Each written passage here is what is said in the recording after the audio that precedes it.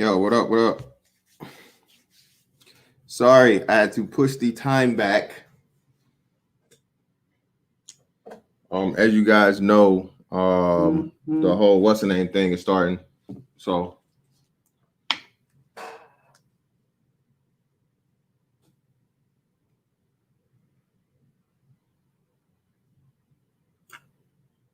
yo, what up? What up?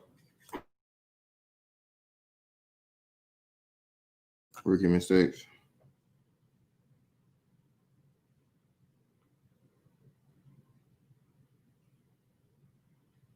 All right, most definitely.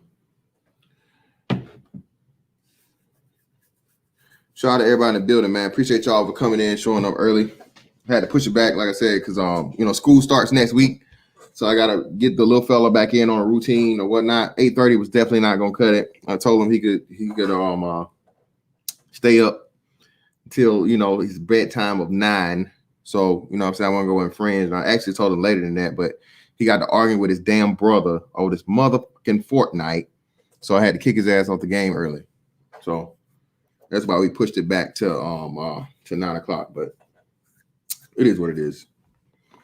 Shout out to everybody in the building, man. So we got in here. Appreciate you brothers again for being here in advance. Thank you guys for liking the video in advance. Again, great thanks to everyone that came out last night, man, and did something very, very powerful. Okay. Again, like I say, and I tell you guys in this space, a lot of people have a lot of things to say, a lot of things to claim, and so on and so forth.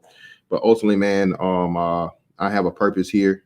Money is not the mission for me. By all means, you should be, paid for the service or anything you provide, entertainment, knowledge, wisdom, experience, all those things. You guys definitely, by all means, contribute to me monetarily without hesitation all the time. And like I said, I told you guys, man, I didn't touch 90% of the money you guys gave me. So this is something we did together last night that showed and proved that over here we are who we say we are. All right, without a doubt. You got people out here that's trying to clout chase and call people certain shit and try to have own personal agendas and things, and they claim to be about black people, but what are they doing for black people? We'll just leave that at that. But yeah, man. So I gotta tell y'all. So Fortnite got me, man. Fortnite done got me now, right? Because anybody that knows anything about Fortnite did what? Fortnite done fucking finally add the Marvel characters, and of course they got fucking Wolverine. So Fortnite about to get my money. God damn it. Fortnite is about to get my money. All right, just so I can go around slashing motherfuckers with Wolverine claws and shit. Other Marvel characters. But yeah, man. So tonight's topic, black people are helping white people legitimize reverse racism. All right. Again, once upon a time, I used to be a quote unquote pro-black or whatnot, right? I used to be one of those people that it's the white man's fault. The white man holding me back.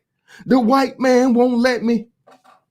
All in all, the whole time I was working for the white man, being catapulted into the upper middle class. The white man helped me become a homeowner at the age of 25. The white man has had me with stable, steady income for my entire adulthood since I've been, since I started this occupation at the age of 19. So I would sit back complaining about shit with the white man when, again, the white man wasn't motherfucking affecting me negatively, man. I was doing nothing but motherfucking taking advantage of the opportunity that I had from the white man and having them pay me for it. Point blank, period. The few run-ins I did have with the white man when it came to law enforcement and things like that, I had the common sense and the wherewithal to just comply and do the right thing. And here I am today to tell you guys about my previous experiences with no type of fucking being accosted, never having a gun drawn on me, not being shot in my back, not being killed in the streets, not having a knee in my neck, none of that shit. So again, man, I am the majority of the black community, of the black man. I am the majority, and I'm no longer going to sit back idly by and allow the minority, the dumb, you know, misled, uninformed, excuse ridden, failure to fucking achieve, failure to adapt, arrested development, ass motherfuckers to speak for me anymore, bro. Just can't do it. Can't do it. So, how are black people helping white people legitimize reverse racism? Well, as you can see here lately in all of these stories, I keep trying to tell people, man, especially with this shit that's going on now. And what people don't seem to realize, man, is bro, if y'all have not watched you gotta watch the entire Anarchy USA thing, man. Oh my God, bro, when I get into this fucking communism thing, bro, Jesus Christ, man. When you go back and look, man, and you see now the civil rights movement had nothing to do with black people getting civil rights or black people being equal in this country. It was all a fucking communist sham, bro. Crazy, man. Crazy. Again, like I said, the whole thing with Martin Luther King being surrounded by communists is for a reason. And you have these same people that were saying they were trained agents of communist and Marxist ideologies, bro, black people telling you that they were doing the same exact thing that they're doing today. It's just crazy, man. It's scary. So when black people allow white people to run an organization, a plan, a demonstration, a movement, right? Ultimately, a revolution. And we're going to get into that too. The revolution is being televised. That's coming up too. Watch out for that next week. What you do is you let someone else control the message that's getting out there. And everything that comes along with it has your name attached to it or has your race attached to it. See, when these majority of white folks go out here in the streets and they march and they do all this shit, they tear shit up, and peaceful protest turns into riots over 50% of the time. People are getting harassed. People are getting hit in the head with bricks. And that was actually a black dude. I think they hit the motherfucking a white dude just walking by, man. Man, do y'all not see again, bro? Y'all really don't understand war tactics. Y'all really don't understand, again, like I said, the sleeping giant, the fucking bear or the fucking tiger backed into the corner, not a rat or a cat. Okay? Because see, even the most dangerous of animals, bears and tigers and lions and stuff like that perform for the circus, eventually they just snap and they just say fuck it, and they tear your ass off. Everybody remembers the whole thing with Siegfried and Roy, right? Dudes have been working with big cats for years, over 20 years or however long, right? And one day them cats just said, hey, nigga, not today. Nope. I'm on your ass, nigga. Nope. Tired of your shit. That's white people right now, man. Black people are forcing white people and accusing an entire race of white people. And you're doing the exact same thing you claim you don't want done to you. That's what I don't even understand. Oh, you caping for white folks. No, I'm not caping for white folks. I'm giving you a very, very logical, psychological breakdown of what's happening. But you're so emotional and emotionally immature as a people that you can't see that you're doing the same exact thing to people that have more influence than you, that outnumber you, that you claim you don't want done to you. All right? You can't get mad when white folks say, well, all black folks are niggas, but then motherfucking get mad when you say all white folks are racist. Or all black folks are lazy. All black folks don't want to work. All white folks are crackers. All white folks, what's the other shit y'all say? They fuck their dogs. Man, y'all be saying some real outlandish shit about fucking white folks too, man. I was like, God damn, bro, like real for real, like all of them. I mean, I done heard some shit.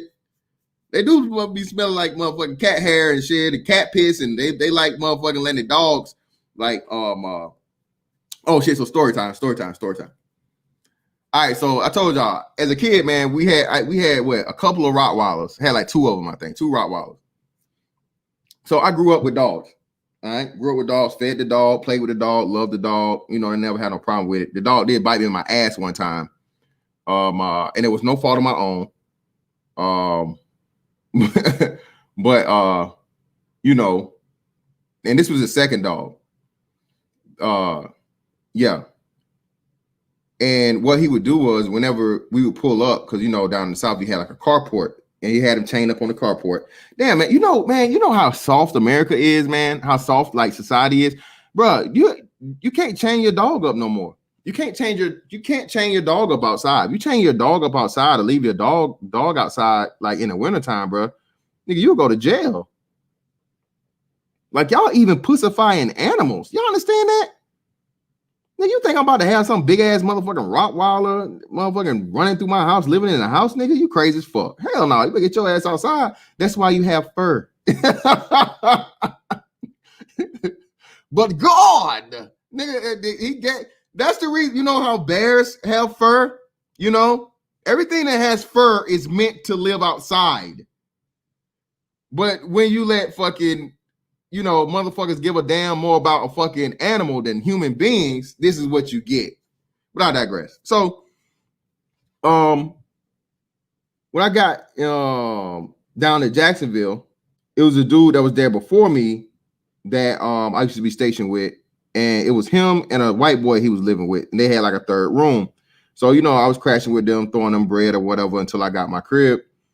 And the dude had like a dog. It was like a little I want to say, like, was it a basset hound? It was some type of hound. And the fucking dog, man, one day went in my room.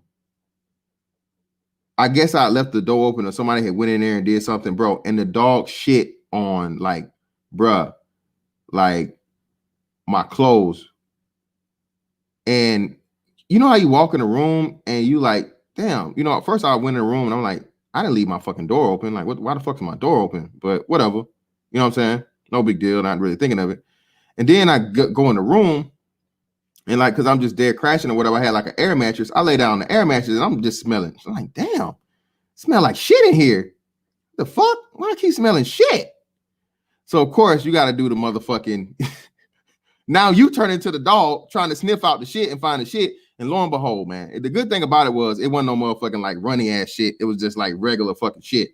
And the motherfucker got so I had to throw away like 2 pairs of jeans, bro. And I you know, I had to go through my clothes like 37 times to make sure there was no more shit nowhere else. And then I had to wash my fucking clothes like, you know, however many fucking times. So up until that time, me and the dog was cool. You know, he'd run up to me because I lived there or whatever. He would sniff me and smell me and all that shit or whatever. You know, no problem.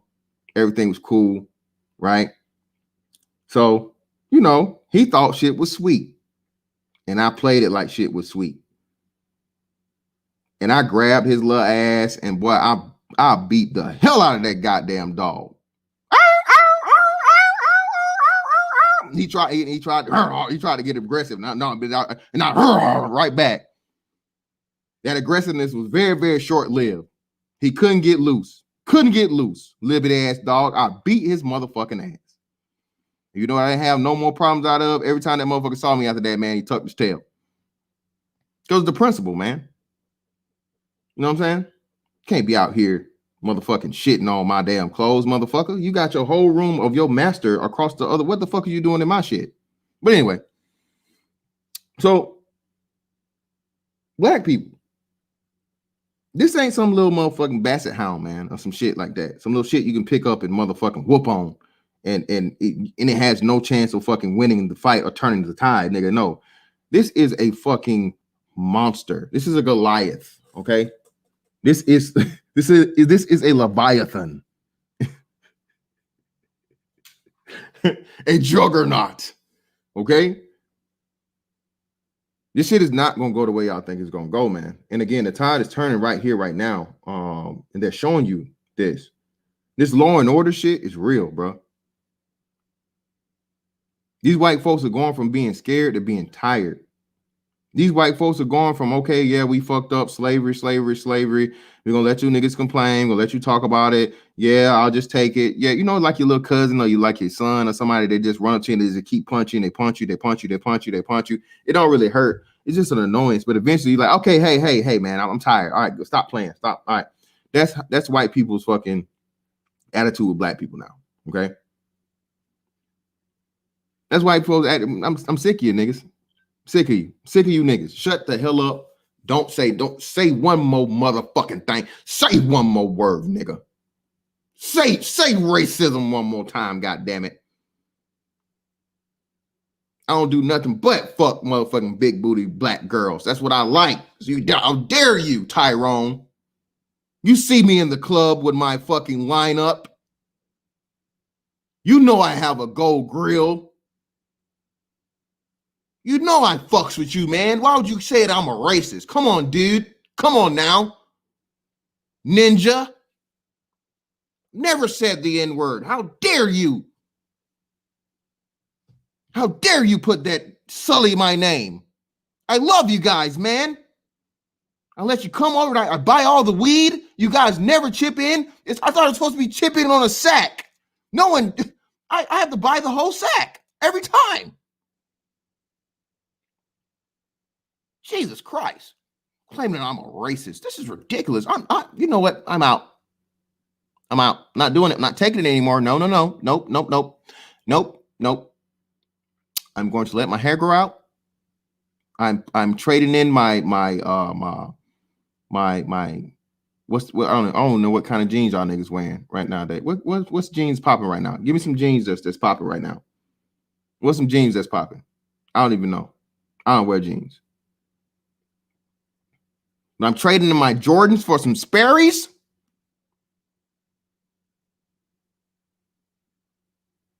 I'm going to take off this t-shirt and trade it in for a cardigan and a nice polo. I'm done. You guys don't appreciate me, so I'm out. And I'm still not a racist. That's what's happening, man. Oh, some Amiri jeans. I don't even know what the fuck Amiri is. I know. What's the Ball Main was the shit they be talking about. They talking about Ball Main, the shit the rappers be talking about. It's apparently $1,000 jeans. Like, nigga, y'all crazy as fuck. I mean, if I pay $1,000 for some motherfucking jeans, nigga, them shits better be bulletproof with rocket launchers, nigga. Or super speed, one of the two, something. Twan, you are the only person that know about red monkeys, bro. Anytime I say red monkeys, nobody know what I'm talking about, Twan. Bro, red monkeys was like fucking I think they said $5,000 or $2,500. Red monkey jeans was like some ridiculous ass shit, man. Yeah, True Legend. All them shit's dead now, man. We old for real, nigga. We old, nigga. Wow, $1,000 for some fucking jeans. What do they do? Them shits better come with two bitches, like on call. Y'all giving me a lesson. I gotta go look these shit up. Amiri, goddamn, shit. Yeah, man, Red Monkeys was fucking what's name, man? Yeah, but them shit was like $5,000, man.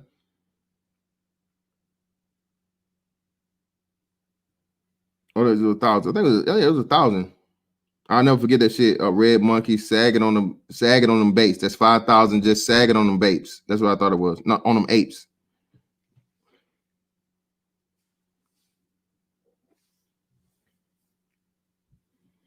Yeah, man. Hey, nigga, I spend motherfucking like $1,000 on some jeans, nigga. Hey, I don't even know. Yeah, Vizus. I remember Vizus.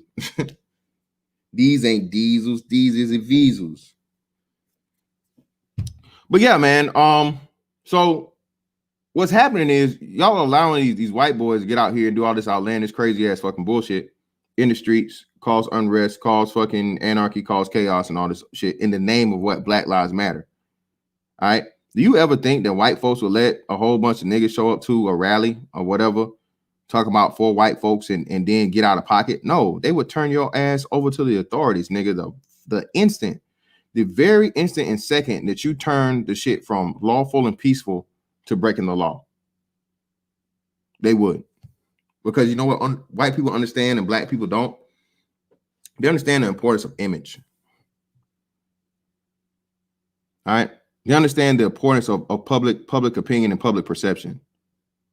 All right. And this is extremely, extremely important when it comes to violence. Okay.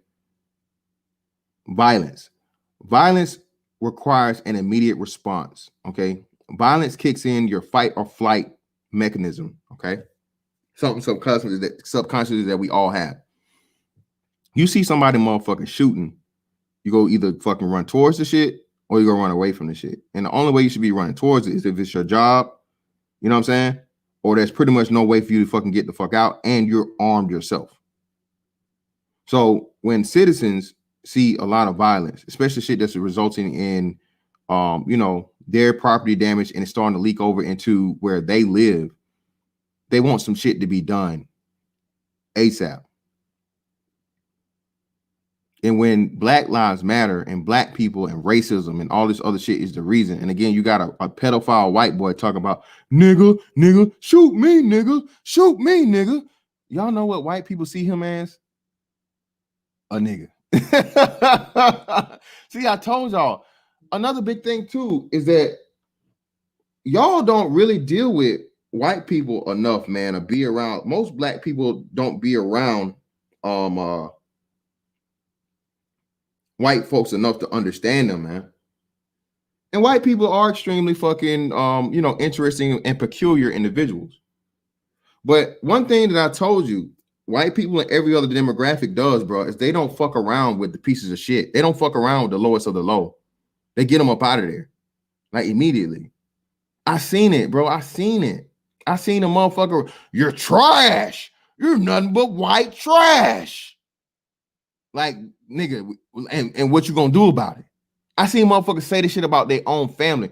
Oh yeah, my sister, she's nothing but fucking white trash. She lives in a trailer park with an ain't shit motherfucking boyfriend. They got 3 kids. They don't ever get shit going on, and such and such is on meth, and living down there in the fucking trailer park. So this piece of shit, I don't really fucking deal with them. The only time they call me is when they want some money. This white folks say this shit freely as white boys talk about like sexual escapades and all that kind of crazy shit. So yeah, man, you know what a strawberry cheesecake is? you ever the Bucking Bronco? All this weird ass shit. They're like, bro, if you ever tried this shit with a black woman, nigga, you gonna get shot. You gonna die. The angry pirate, bro. Like what? And then they just gotta explain it to you. But when you have the dude that was in Kenosha, shoot me, nigga,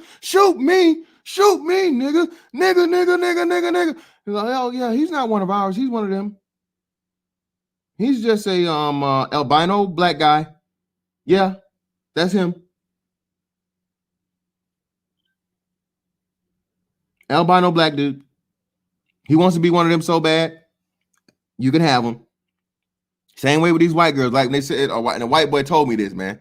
He said, hell, you know why they say once you go black, you don't go back, right? I said, no, man, why you say that? He said, hell, because you can't come back. Man, we ain't about to motherfucking take your ass back, and you got these little mixed babies. It's like, we ain't finna take your ass back. You got these little mixed babies and shit. We know you've been down there fucking with Tyrone and motherfucking 12 inches of dick and all this shit and blowing out motherfucking pussy. I'm not taking that. You better stay over there with Tyrone and Roderick and them. And a white boy told me this. I was like, damn, it makes sense now. They were saying this shit. White girls say this shit like it's a badge of honor, or like some shit like that. It was like, no, bitch. Once you step across that line with us, and especially you got evidence of them kids, it's one thing for you to just be out here, hopping on dicks and shit like that. But you get that mixed baby in the white community, oh, bitch, you are done. It's them isosceles haircuts. You know, it's isosceles haircuts, chest tattoos, weird piercings and shit. And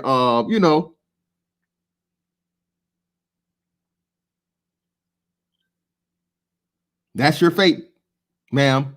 Enjoy it. Wear it in health. I hope them big dicks pay off, bitch. I hope they pay off. I hope it was worth it because you're stuck now. But seriously though, what happens is, again, black people don't understand the importance of controlling our own brand. And I talk about this all the time as to where we're so quick to let other people into our thing. And again, Malcolm X warned us of this. We didn't listen, especially when it comes to the liberals. Oh shit. Shout out to brother Lasher Devious Gaming. Peace, fantastic. Wasn't able to donate to the God sent stream you did last night, but I can today. So this is for you. I have a young daughter, so I understand all the way. Made me cry. Shout out to the channel fam. Shared your video on Twitter. Much love. Appreciate you, brother. Greatly appreciate it. Most important thing, man. Thank you, brother. Greatly appreciate you, brother. Is again, man, we doing this for a young baby that, like I said, man, I would definitely want anyone to do that for any young 1-month-old baby girl that was connected to me, man. I no if answer, but so I greatly appreciate it for you, brother. Thank you. But black people don't understand the importance, man, of owning your brand. I said this years ago before I started doing this, before I started doing YouTube. One of the most important and the biggest problems with not having men in the household. Shout out to MOT. Okay. MOT is really big on this. He always preaches it. Is the man teaches you the importance of your name. That last name is a brand. That last name attaches you to a legacy, attaches you to a class, a certain level of people. It's either going, when they hear that name, people gonna have a smile on their face and it's like, oh, you with them, or they gonna have a frown on their face and be, oh, hell no, I'm not dealing with that nigga. But all that became lost when what? When you stop having a man in the household to teach men the importance of their name, their reputation, and their brand, which is in their name. So once you lose that at the base level of just family, close family, your last name being what makes you and what precedes you before you even get to a place in the door in the room, how are you going to maintain the understanding of that as an entire race? This is why I laugh at quote unquote, pro-blacks, because you guys are talking about being so proud and so glad to be black and all this other shit. But again, the only thing you guys promote and protect is the worst of the worst. Again, the brilliant, brightest, and just, most fucking vulnerable in the black community are intelligent young black boys. Intelligent young black boys get no handouts, get no help outs, get no recognition, man, in the black community. None whatsoever. The athletes get love. The talented people in the entertainment or arts or whatever, they get love. But as far as the intelligent black men getting any type of attention, shout out to Genuine Trucker Torn. Appreciate you, brother. Same here for the baby too. Prayers up. Yep, most definitely.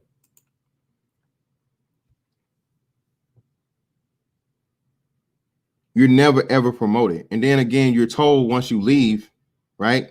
And you go be successful, you work without any help. You did it off the basis and the strength of your intelligence. You're expected to come back and hug those people, be generous to those people, and give those people your all that never gave you anything. All right.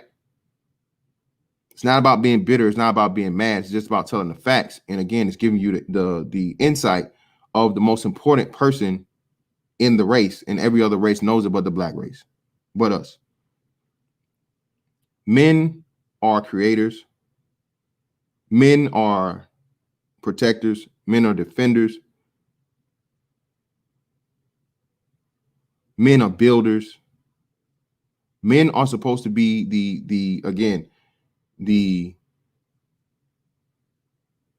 igniters of societies, of thought, of all the things you need for progression. Am I saying women can't do that at all? No, I'm not. But I'm saying when it comes to by the numbers, it's men by and large. Women are supposed to be in support of the men. And for the longest, the black community, the woman has been out of her role, and she just refuses to accept her even having a role outside of her running shit. So what the black woman has done is the black woman has teamed up with feminists. She's teamed up with progressives. She's teamed up with alternative lifestyle groups, and she's put all of them in front of the heterosexual black man that we all need for the survival of the black race, period. Again, I said it. Shout out to GMB. He said it. A lot of men in this space say it. If black women were to respect heterosexual black men as much as they respect alternative lifestyle black men, that would be a start, people. That would be a start. Men in general aren't really appreciated. You know, you work hard, you make money, you get your money out, you do everything you got to do, and you die. But at least in other groups, you can see as to where people put an importance on that. They at least want to use the man for that utility. All right. When you see the NFL players, the NFL draft versus the NBA draft, there are far more fathers in the NFL draft than the NBA draft. And those men, man, they respect their fathers, man. They respect their fathers and they honor their fathers and they appreciate their fathers, man.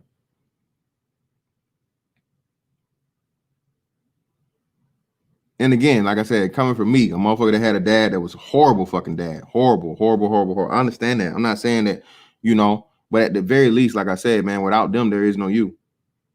You need a man and a woman to make a child. And especially when you're a hell of a fucking freak of nature athlete, bro. Your daddy's genes, and 9 times out of 10, is why you are what you are, more so than your mama. Especially if you looking just like and built like the nigga. I'm just saying.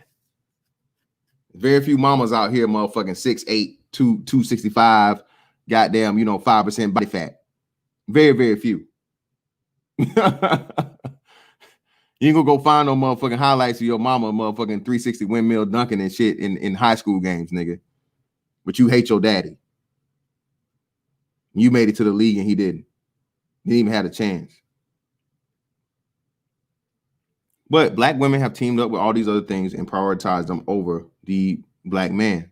So the black man, like a fool, like a simp, like a beta, like a weak motherfucker, falls in line and allows him to put himself to be put in that predicament, to be put in that place behind, again, progressive white people that don't know shit about black lifestyle, the black experience, alternative lifestyle people that don't give a fuck about being black. They put their sexuality before their race and they want their own. They have their every single time, man. This is proven.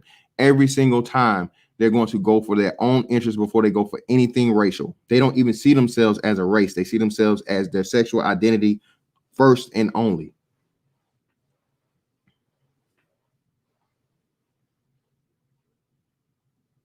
And now you're regulated to being fucking dumped in the back and just following what the fuck everybody else says do. And again, you are the only person left holding the bag because why? You are a black man. You are a threat. You have been portrayed as the most dangerous fucking person on the planet for over, 40 years now? So when you let and you allow white people, alternative lifestyle people, black women, participate in all of this fucking chaos, anarchy, destruction, crime, violence, who the hell you think they're gonna think about? Who they gonna be worried about? Who they gonna look to shoot first? Who they gonna look to motherfucking eliminate as a threat first? They're not gonna be worried about no motherfucking nigga around here, no motherfucking, twisted up halter top and his wrist broke. They're not gonna be worried about motherfucking 400-pound or 300-pound fucking Shaniqua. They're not gonna be worried about the motherfucking purple-haired, little emo fucking liberal trust fund white girl, or the white dude out here with a motherfucking ski mask on and dressed in all black, 120 pounds soaking wet. That they just found one of these motherfuckers. They caught up to him and he was crying. This motherfucker was literally crying, bro. He laid it down and he cried in a fetal position. Cops couldn't wait to tell motherfuckers about it. Really, that's what we gonna allow to represent us black men, really. And it has your name attached to it. That has our name attached to it, man. Pimply, scrawny ass, weak ass white boys out here talking about Black Lives Matter, running down on motherfuckers. Put your fist up. Put your fist up. Put your fist in the air. It should be a tag team of niggas. It should be a tag team of niggas, all BABGs, and we dress up like motherfucking all the greatest black wrestlers in history, nigga. Coco Beware, Harlem Heat, Ron Simmons, and Farouk. Ron Simmons and Farouk, nigga. Two separate characters, two different outfits. What was the nigga with the Ahmed Johnson? It should be a gang of big ass niggas that just walk up to a motherfucking Black Lives Matter rally for the motherfucking white folks and nigga Royal Rumble, whooping white folks' ass. Oh, we on your side. We're fighting for you. No, nigga, get this goddamn tombstone pile driver. Come here. Pearl River Puns, nigga. The clothesline from hell. All of that good shit. Too Cold Scorpio out this motherfucker with the with the 5-star splash. Hold the nigga down. Put him on the table.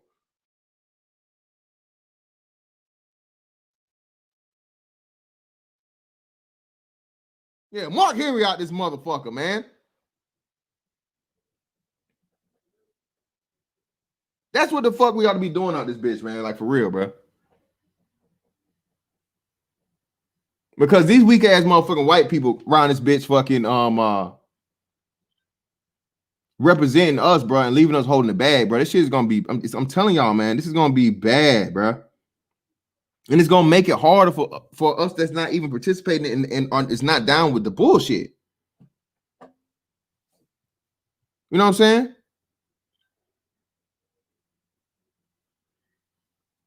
So what they get to do now, since the president has said that Black Lives Matter is a Marxist organization, which it is, and he's labeled them anarchists and shout out to Ramil in the building, man. Shout out to Ramil in the building for the 25. Yeah, they still got you on the damn my shit on the same shit too, Ramil. That's why I don't even give fucking super chats. I can't even talk on the super chat. Shout out to Ramil, man.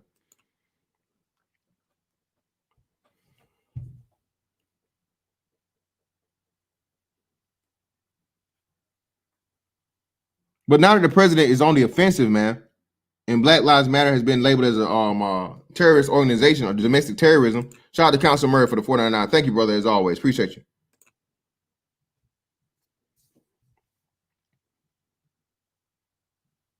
Who do you think is going to be the people that are most at risk? These white folks gonna start motherfucking fighting back, bro. And now you're gonna have to I'm gonna have to make it extra fucking, go out of my way to prove to these motherfuckers, hey man, I'm not with these dumbass motherfuckers.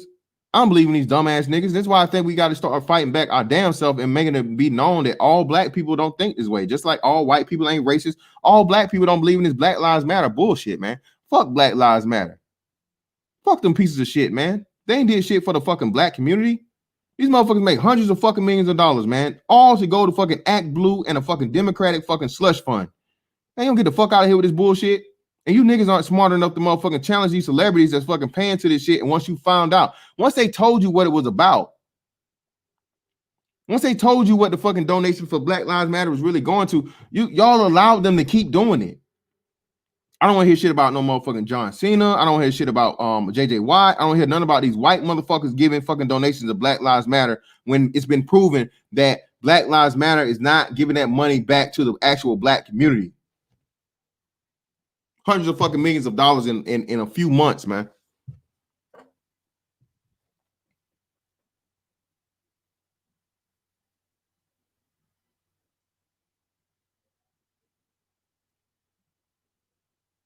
So this whole reverse racism thing, bro, is this. Well, people always say, and black people say, well, oh, you can't have racism without power. You can't have racism without power. You got to have power in order to be, racist. Well, what's more powerful right now than the ability to constrict the fucking movement of the public? What's more powerful right now than to have fucking major input and fucking pull on political dealings and in direction of the country? Do y'all know these motherfuckers are like predicting a civil war of where, like, if President Trump wins, he gets reelected, it's gonna be some shit to where like these motherfuckers talking about they go they ain't leaving. It's gonna be pretty much a civil war. They gonna set it off type shit. Y'all understand that shit?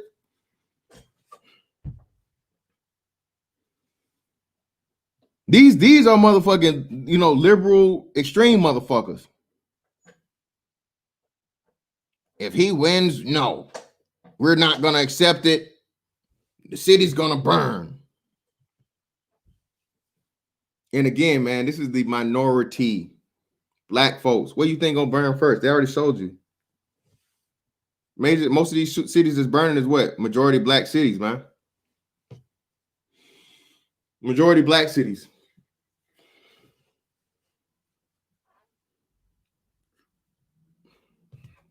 Shout out to Silent Sir. Yep.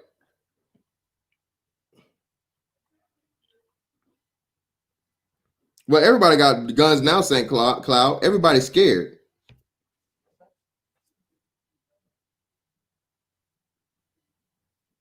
Everybody's scared, man. Again, bro, the United States has sold more guns than, like, since this fucking pandemic shit, bro. Then it's like astronomical. It's unbelievable. It's scary. It's scary because, like, I seen some of the people buying guns. I seen some of the motherfuckers buying guns, man. And this is what I'm trying to tell y'all. And it's not fear. This is just, foresight and understanding. If the shit really pops off to the point, man, of where people are that scared and terrified, and it is some type of I want to say civil war, but some type of fucking conflict, whether it be racial, political, or what have you, everybody's going to be at risk. You're going to have to disprove people's preconceptions. You see what I'm saying? That's the dangerous part about it. I don't like that shit at all. Hold on. Let me get my motherfucking pistol, man. Hold on.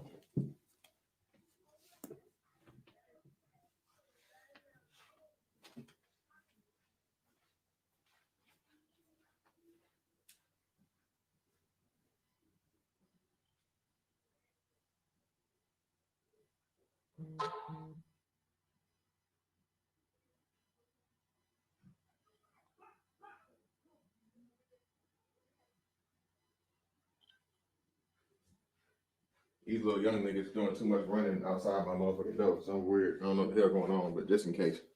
You know.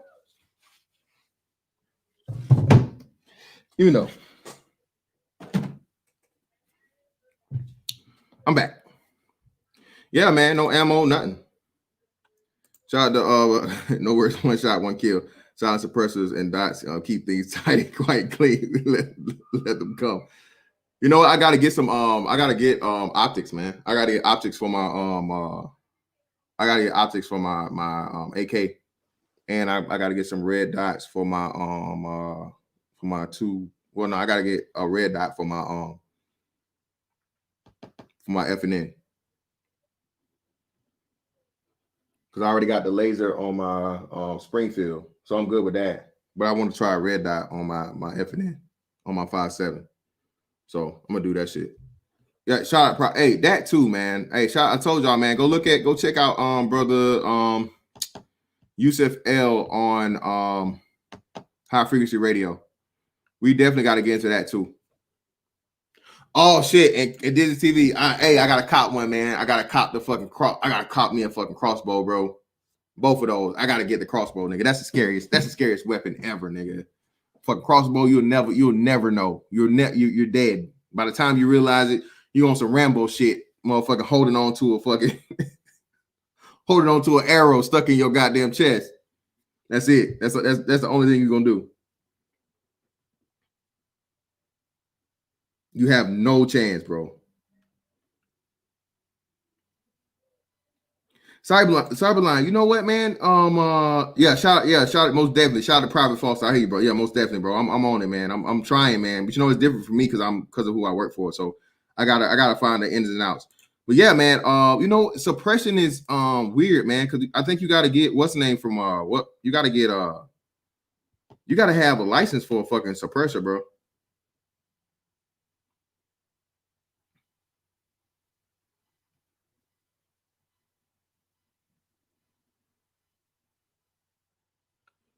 Oh, shout out to K-Mac. Yeah, man. Listen, and that's what I say, man. This shit is all about, bro. Listen, this shit is all about. Again, man.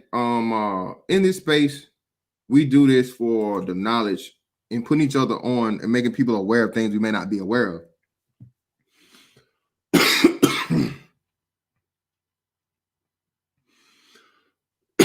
Excuse me. That's what this space is about. Nobody's gonna know everything, man. No man is all knowing. So you have different brothers bringing different things to the table. You take it, you add it to your collection to study, or if you have the capability, you already have some previous knowledge, you just put it in your toolbox and you go forward. Bro, the time is here, bro. I'm telling you, the great separation is on the way, man. I'm telling y'all, bro. I know it sounds crazy. I know it sounds crazy. But I'm telling you, there's gonna be some hard decisions that has to be made here in the near future, man. And you gotta be prepared to make those decisions, man. You gotta be prepared. You gotta start doing it in little things right now. You know what I'm saying? The little shit before we get to the big shit.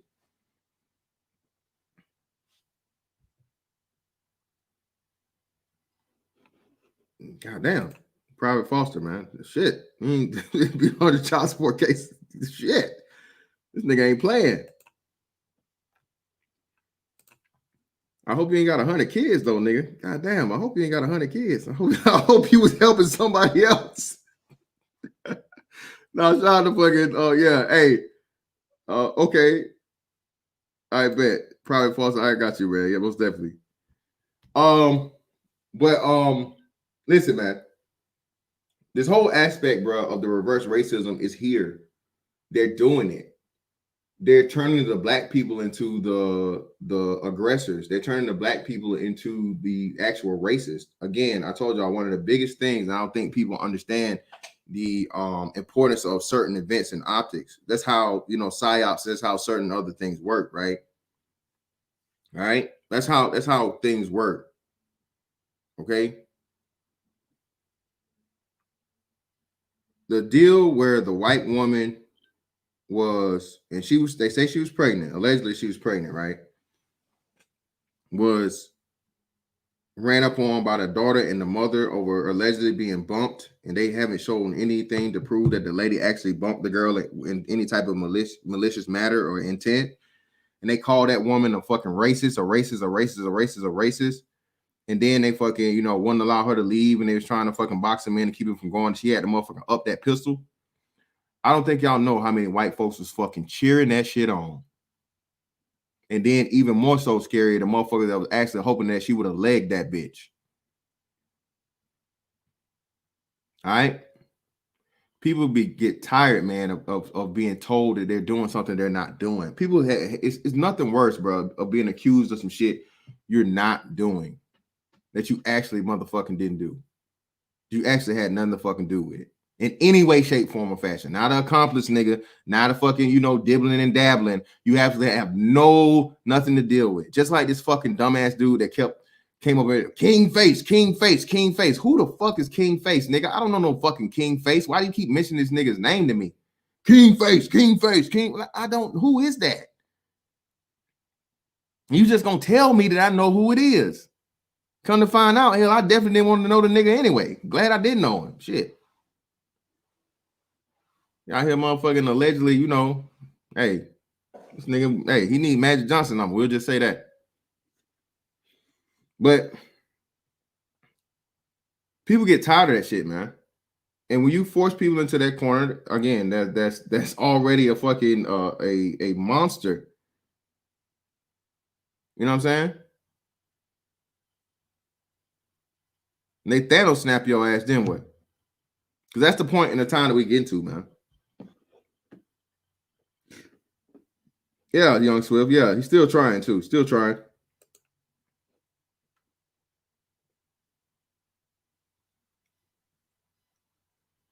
That's the shit we get into. The fucking reverse racism shit is what they're starting to report on because they're going to show black people being the aggressors. Black people telling white people to come out of their house.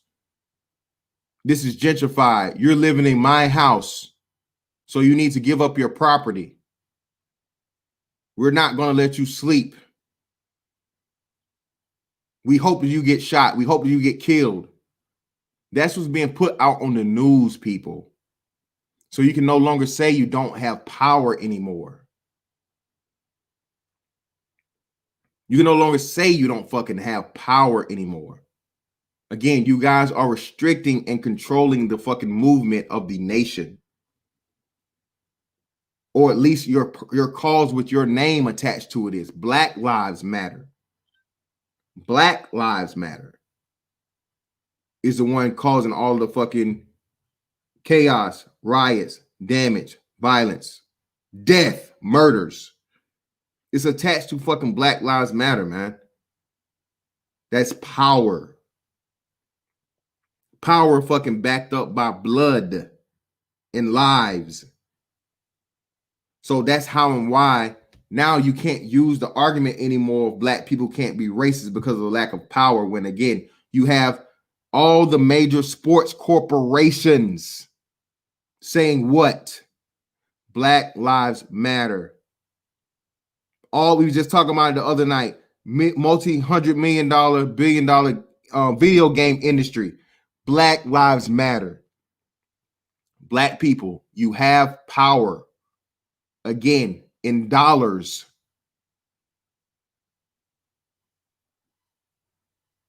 You can no longer claim you do not have power. So now you can be what? Racist. You're bullying the bigger people. You're forcing down their throats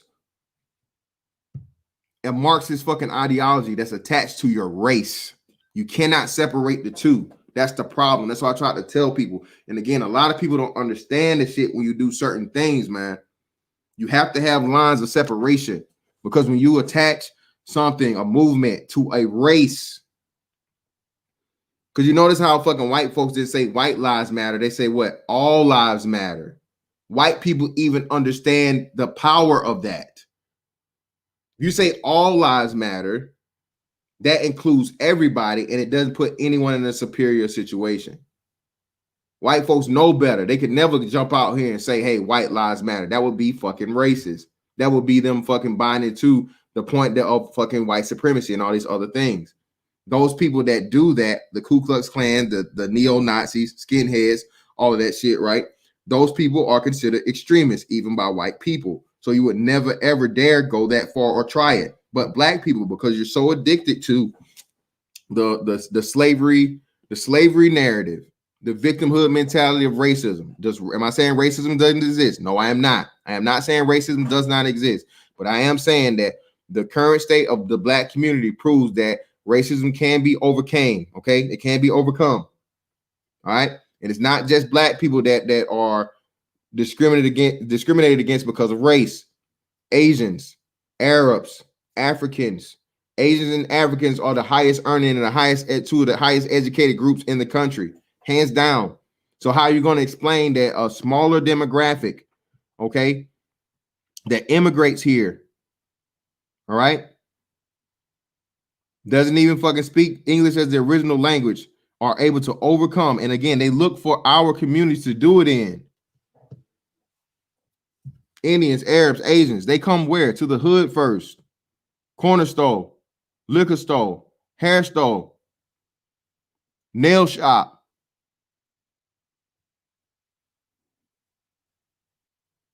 Chinese food place, of course.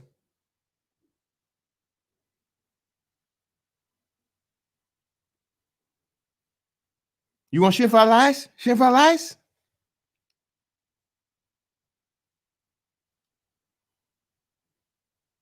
All that shit, man. Yeah, Nigerians in particular. Nigerians are like the highest earning household in the country.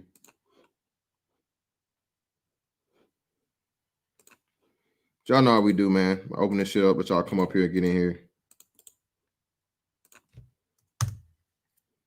The link is in the chat. Where is it? Oh shit, what happened? There you go. Links in the chat. I'll be forgetting to do this shit. Where's it at? Hold on. Okay.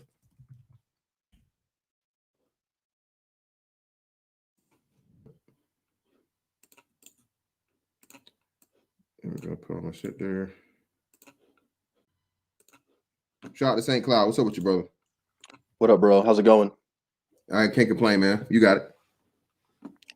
I guess the whole topic of the video was reverse racism.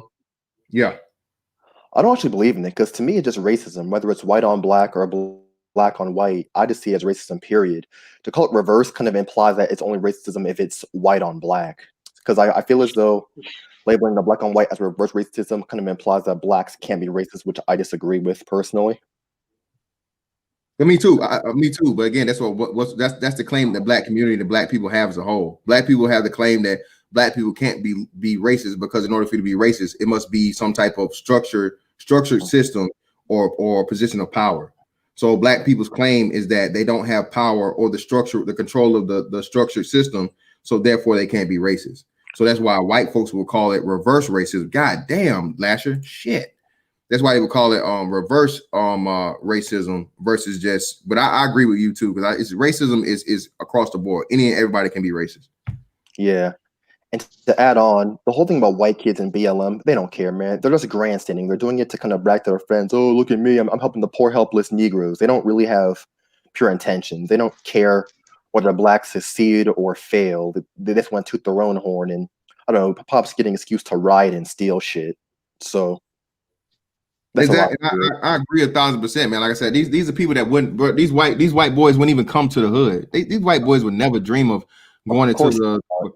You know, that's what I'm saying. So, like I said, I told you, if and when the day comes to where the president does the fucking insurrection act, right, and they deploy the fucking the National Guard on like a national level, all right, and where every state and anywhere where anytime there's any type of fucking riot or civil unrest or whatnot, and they bust that shit up. Okay, Tyrone, it's been fun. Thank you, man. It was fun riding. I'm going back to my trust fund and my, you know, my 10-bedroom mansion. But yeah. I'll never I'll follow you on Twitter and IG. Holler. Fantastic. I mean, Hold on, Mace. Let me read this and you got it, brother. Real quick. Last year the Deviants gaming again for the 50 ball. Thank you, brother. Really appreciate you, man. Thank you, brother. Definitely. Hold on. Let me definitely hit this dude up. This is his first time being in here, and he's not playing around. Fantastic. What you're talking about is the Pookie Purge. The black community needs to get a two-way smart and blow these BS cats away as we raise our children in a positive black community. Ray 2 and Pookie, anybody can get it. Sub to your boy. Hey, man, most definitely sub to him, man. I definitely will be checking you out, brother.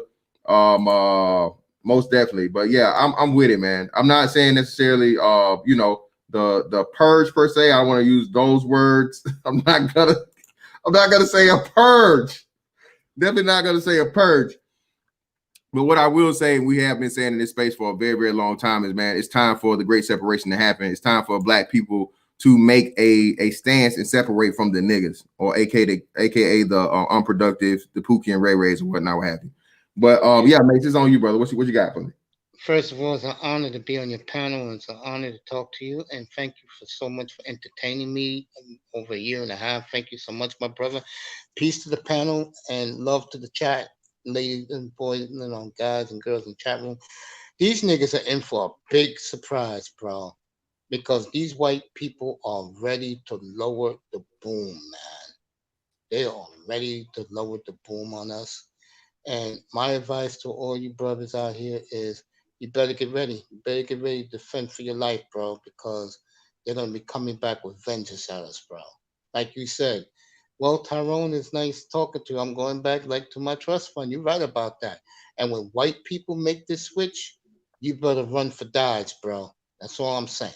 And you doing the right thing, getting your armed ready, nigga. You doing the right thing, my brother. Yeah. I mean, I feel as though deep down most blacks know that whites aren't racist because I think the average white person is scared of being labeled a racist. Because think about it, like, do you think a skinhead or a Klansman would care if you called them a racist? No, he'd probably take it as a badge of honor. I feel they use it because they know eventually the whites are going to cave in and give them what they want if they call them racist enough times. No, that's the thing, man. Again, that's a tactic that now, like I said, I'm just now learning. Now that brothers are really giving me the research and the things to use as far as the Marxism and communism, and I think that was purposely done as to where we didn't stress enough of that, and we didn't. That should be an actual course. That should be a course that's taught or a subject that's really shown from, like, I'll say middle school and up, like a requirement to show and teach American citizens about the intentions of, the strategies of, and the effects of communism, Marxism, Leninism, all those type things, bro. Because I think it was just out of sight, out of mind, and it was like a cockiness. I think that's what Brezhnev said. It's just that American way, like, I'm too big or I'm too good to get caught up in some bullshit. That was our biggest fucking downfall, and it's not really on stressing it and pointing out the dangers in it. Again, when McCarthy did the shit he did, McCarthy knew what the fuck he was doing, but what did they do? They labeled him a fucking anti-Semite, and they destroyed him and took him down because he was really in the way. These communists, bro, are like a cancer. The shit is scary. Communists, and again, feminism is a fucking branch off of communism. All this shit, LGBT, same shit. They need and want you to. The whole thing about communism is destroying the family, because if you destroy the family, which is the foundation of all society, everything else crumbles with it. Exactly. Fantastic. Let me go to my man, Cyberline 7, man, and we'll work it around everybody, back around everybody. Shout out to my man, Honorable Cyberline 7. What's up with you, brother? Hey, good evening, everybody. Go ahead to the other brother. Fantastic. I'm gonna hang back and listen. Okay. And have something insightful to say in a few minutes. Okay, great. All right, so we'll go to Wise Man then. Oh no, Lil Big Nate and then Wise Man. Lil Big Nate, what you got for me, brother? Oh man, I could talk for the next 3 fucking hours about this shit. But I won't. Of course, I want to hear from everybody else. Thank you, Mr. Fantastic, for letting me on the panel.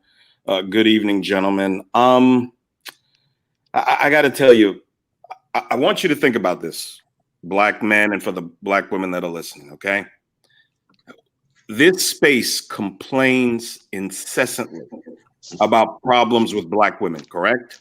Yes, now, they do.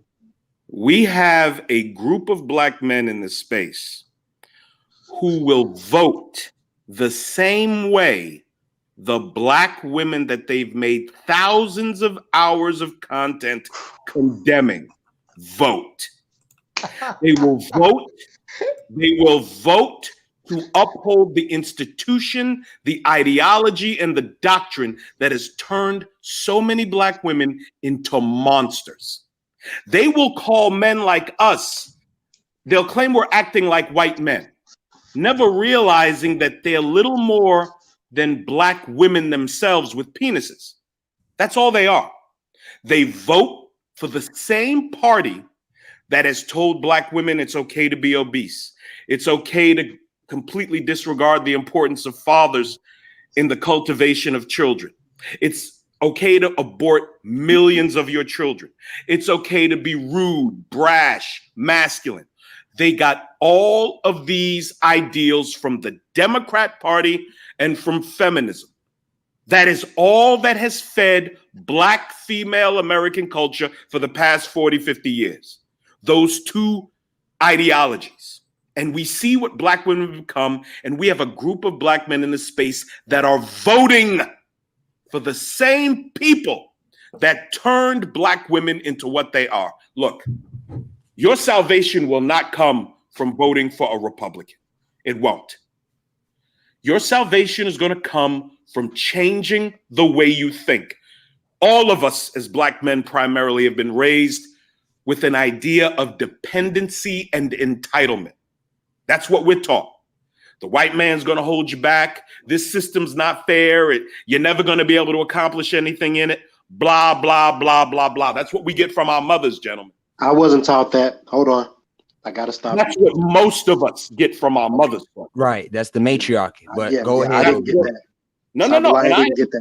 And I understand. But you will have to admit, so that's what most of us get from our mothers. 10-4. Facts. Our mothers are products of the university system, many of them, where they are. Let's remember, just the black community is just a matriarchy. All right, we just black women have run the black community for almost 60 years now. They run top to bottom. That's why I don't understand how upset they get when they have been given everything they've asked for. Okay, well, little big Nate, we must understand if the moon is a child, it's like I tell my boys out here in the hood. You got to understand the moon move in phases. It be full one time, and a couple of days later, that motherfucker become crescent or new. You don't even see it. So you just have to understand the woman just wax and wane. It's just until our brothers in our community stop bowing down to the gynocratic cooch energy or the so-called divine feminine.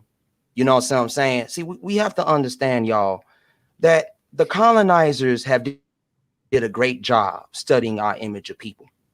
You see what I'm saying? I don't like calling them whites. I don't like calling them Asians. All of them have one thing in common. They have a straight hair genetic phenotype, and they have recessive genetics where, you know, they do not look like us, or the so-called dominant Negroid genetic and phenotype, or Afro, if you know what I mean. So I'm sorry to cut you off, little big Nate, but for my brothers in the chat room and for Mr. Fantastic, we must understand this. Our black woman is just colonized, and you have to understand that this colonized lifestyle is new to them. If you just gave a person crack and they just hit crack for the first time, bro, you know how it is, baby. Well, bro, let me just finish up real quick. Let me just finish up real quick, gentlemen.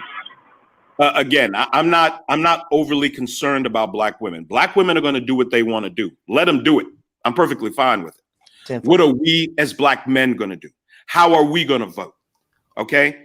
You can't vote for the system that turned them into this and expect me to take you seriously about anything. Well, little big Nate, we must understand that it's really not the so-called black man that's contributing to the so-called voting process. You must understand that since the 13th, 14th, 15th, and 19th Amendment, you have to understand that's what give the women of our community, AKA, excuse me for my language, boys, but it's like I tell my younger sisters, you know, y'all have whole freedoms.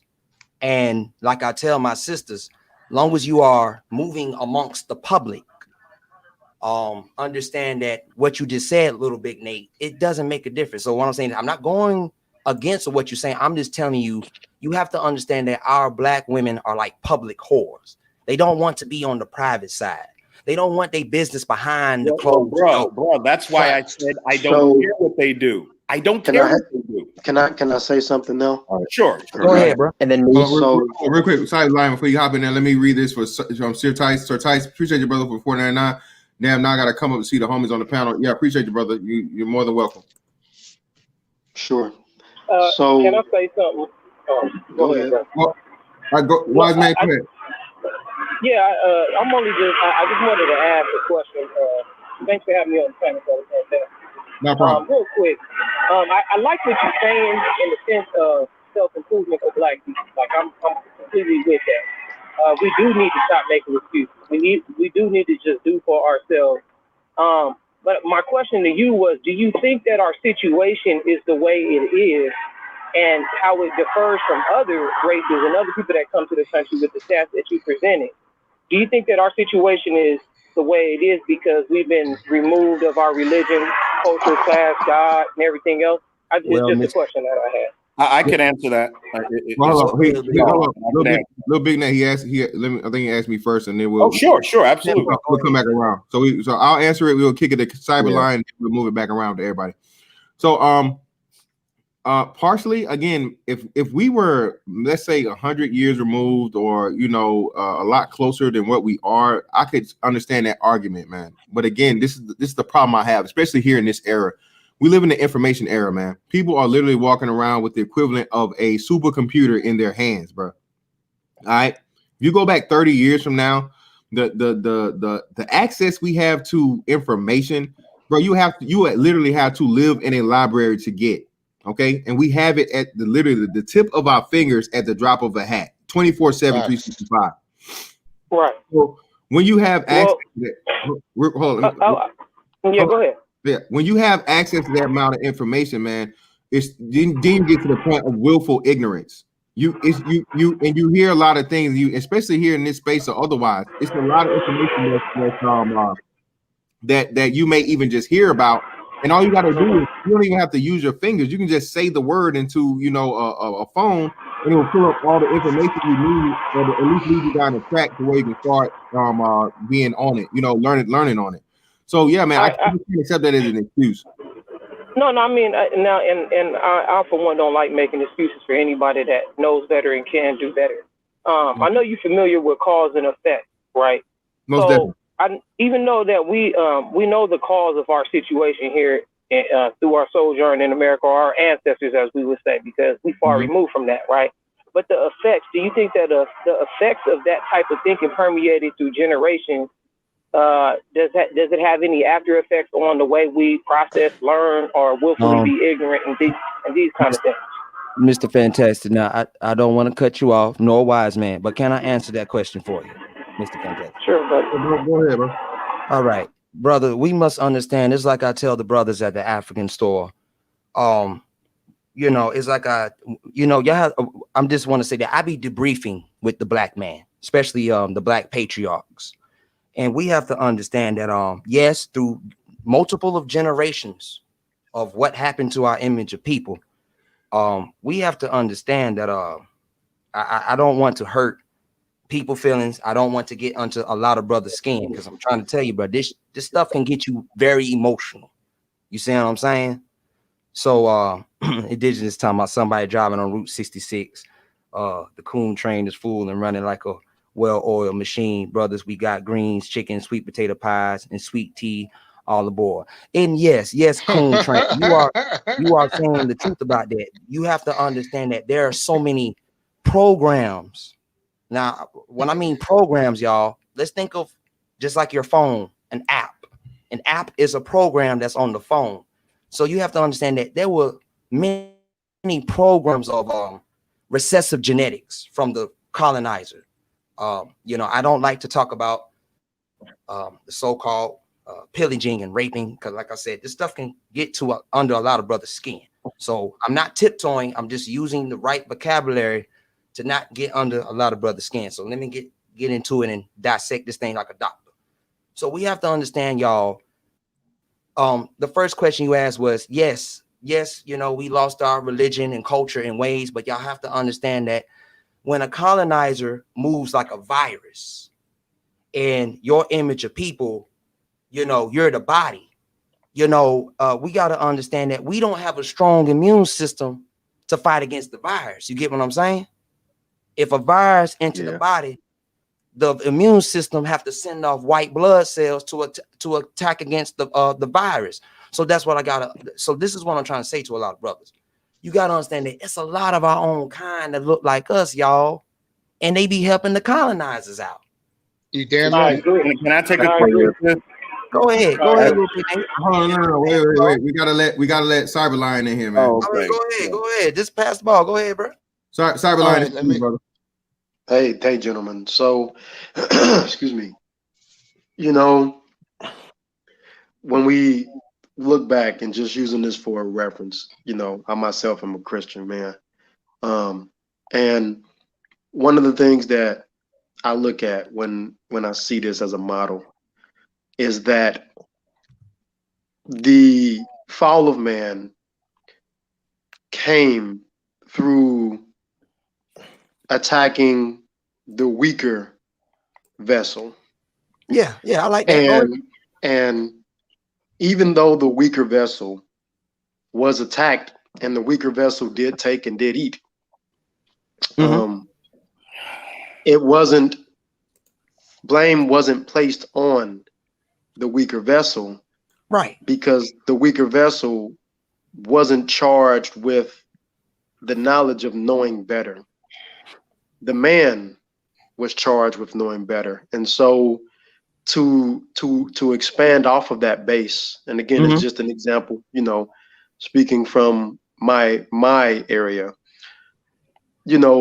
I'm very careful when I'm not very quick to say the black women, because we have to remember we have a lot of black women out here who are exceptional, above and beyond. Yeah. But they are quiet. They are in the wings because they're doing what is becometh of women. They do what women are supposed to do. They serve their proper role and they are effective, and they're not very boisterous or trying to be out front because they show reverence, something that the community doesn't understand. It's a forgotten or a left out word.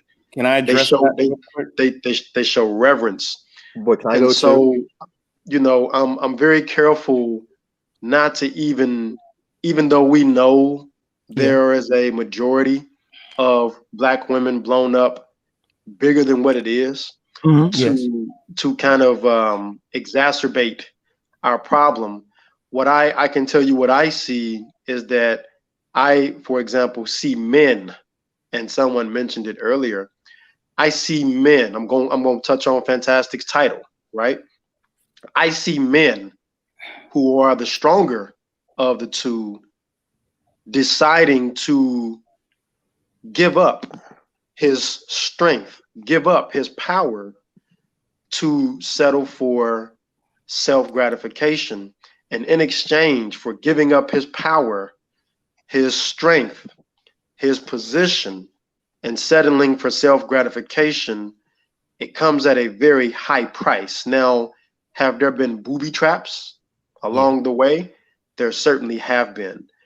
Are there people who exacerbate those booby traps for increasing their own self-gratification? Of course there are, and they're within our ranks. But we have to we have to be very cognizant and take a step back and look at the dynamics and say, well, wait a minute, we're fighting amongst ourselves, but women, and I think Fantastic says this, and he uses this example, is that 90% of women could not contend with even a young teenage male, because the physics and the physicality isn't in their favor. And so when we take a step back again and look at this and say, well, men are giving up their power to women, they're giving up their essence to women, then we can say, well, yeah, women are kind of running the board. Remember what the people got when they asked for a king, and they got Saul. And the people didn't need a king because everything was provided for them where they were. They had a God who could provide everything and who equipped them to deal with various different aspects in their lives to run a functional society and to live. But what did the people want? They wanted a king. What do our people want today? We want to lean to the left for things that we think we need and we don't. And we're suffering, or we're failing to realize the things that we're asking for, the road that we're going down, we're eroding from the inside out and the outside in, and it's not good situation. But gentlemen, I can tell you, again, I'm cautious, and I'm gonna end with this. I can't just sit up here and say I'm not even gonna give credit to Black women for doing the damage, because at the end of the day, it is men who have vacated their power So, brother and St. given it Cloud, up. so can I ask you this question, and then I'm gonna go because I gotta do the family thing. Brother, are you saying that it's on the men to establish the patriarchy and reset order in our communities? Is that like a consensus of what you just said, my brother? It's on men to assess the situation and take control. I agree, 100%. I agree. All right, brother, fantastic. Appreciate it. And I'll try to drop a donation, my brother. No problem, bro. Appreciate All you, right, man. man. Have a blessed day, man. Be safe out there, bro. Yo, St. Cloud, man. Can I pick up where St. Cloud left off? Where Huh, St. Cloud left off? No, wait. Y'all do sound alike, but that wasn't that was my brother Cyber Lion. That wasn't St. Cloud. But hold on, let me read this super chat real quick. Shout out to Sir Tice for the $4.99 again. Thank you, brother. Respect, Private Foster, but was the colonizer in her mind during the 70s when she wore her hair proudly, and or generations prior to slavery? Now that's a very great that's a very great view, and it's like I tell my own parents, and it's like I tell my own people, you will never see the 70s again. It was just some I don't know what can I say about the 70s. I'm going to let the mic go to who it's supposed to go to, but all I can say is to the question of that super chat that was up there. All I can tell is to that brother, I'm sorry, brother. I'm 25 years old, and at this time I'm moving privately on the behalf of Foster's Estates, and I'm sorry, sir. I cannot answer that question for you. All I know is all right. Go ahead. It's on St. Cloud. Then we'll go to you, brother. It's on St. Cloud. Go ahead, St. Cloud. All right, sorry about this, guys, but this is actually a question from earlier in the panel. So I have one for Lil Big Nate and one for Private Foster. So Lil Big Nate, you said that you say you don't really care about what Black women do, right? I think that's really a bad strategy. Well, the reality is this: Blacks are what 13% of America. Women are 8%. Black women, men are 6%. So what I'm saying is you have to be concerned with how Black women vote because they outnumber us. They can outvote us on public policy. So how can you ignore such a large portion of our community, the one that even outnumbers us? And for Foster, you say that we want to get back to our old school conservative values, right? But what do you mean by that? Do you mean old school Christianity? Because even with that, that's not even really our culture. I mean, Africa is pagan. It's like voodoo and stuff. So what do you mean by return back to conservative? Do you mean Sure. Go ahead, Lil Big Nate. Sure, I'll be happy to answer that. You never hear me be talking about religion because my conservatism is not based in Christianity or religion. I never talk about that. Number one. Number two, you have to ignore what Black women do because Black women are wards of the state. They are property. Let me finish. Let me finish, bro. They are wards of the state. They are property of the federal government. Okay. They are completely plugged in to that system. The federal government pays for many of their children's Medicaid, their medical needs. They pay for their food, their $35 apartments, their free phones, their cash advances. They are wards of the state. Many of our women. Let me finish, please. When they go to get their college degrees, they go work for the Department of Transportation. They go work down at the DMV. They are wards of the state. If you want to spend your time, brothers, trying to convince these women to change, then you go ahead and do that. I'm much more apt and open to the idea of working with the 20 to 30% of Black women who understand that their biological imperative is to get up under the leadership of a proper Black man. That's only 20 to 30% of them.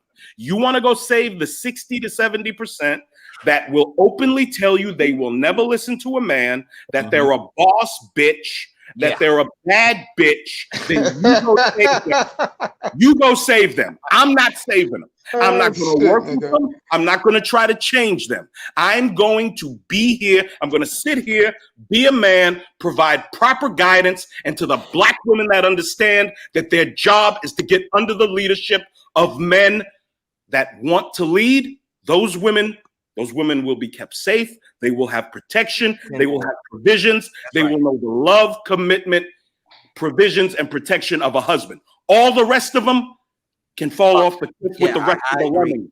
I don't give a I totally agree with that, and I'm gonna pick up exactly where my man Little Big Nate just left off.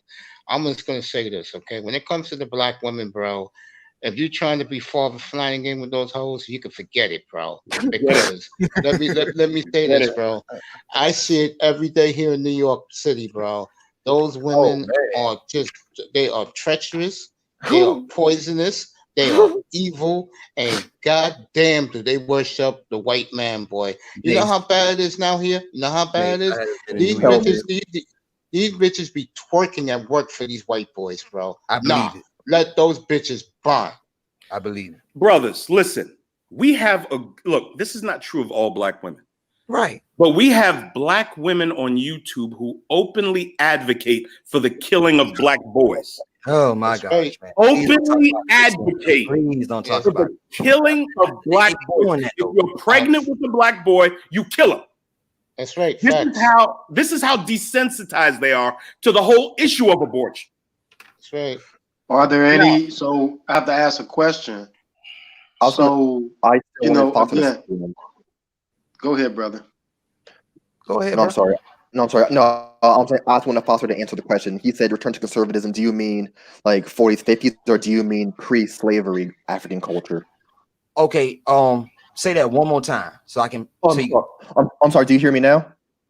Yeah. Say that one more time for me. So you said return to conservative values. Do you mean like the 40s and 50s, like pre-modern day, or do you mean like pre-slavery, like African traditional culture? Okay, well, to tell you the truth, Brother St. Cloud, I'm talking about before we was colonized. We have to understand that most things that they call witchcraft, voodoo, you know, anything that's spooky, crazy. We have to understand that our indigenous people around the globe use these different types of so-called spiritualities, but just understand this, y'all boys, just understand me.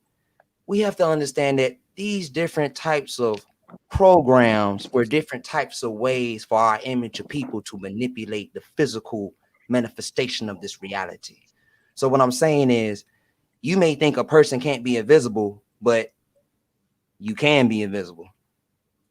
Abortion is just their current iteration of child sacrifice to Mala. There you go, Tear Battle. That's what I'm saying, Brother St. Cloud. We have to understand that the colonizers are just manipulating our image of indigenous people across the globe, secret societies, technologies that we have forgot due to the mixing and mingling of the pillaging and colonizations of the colonizers. So we have to understand, and it's like I tell the brothers at the African store, the so-called colonizers have been studying our people for a very, very, very, very, very long time. But understand this, while they have been watching in the cut, it's like I tell brothers, you had your own kind who kept helping them in the process.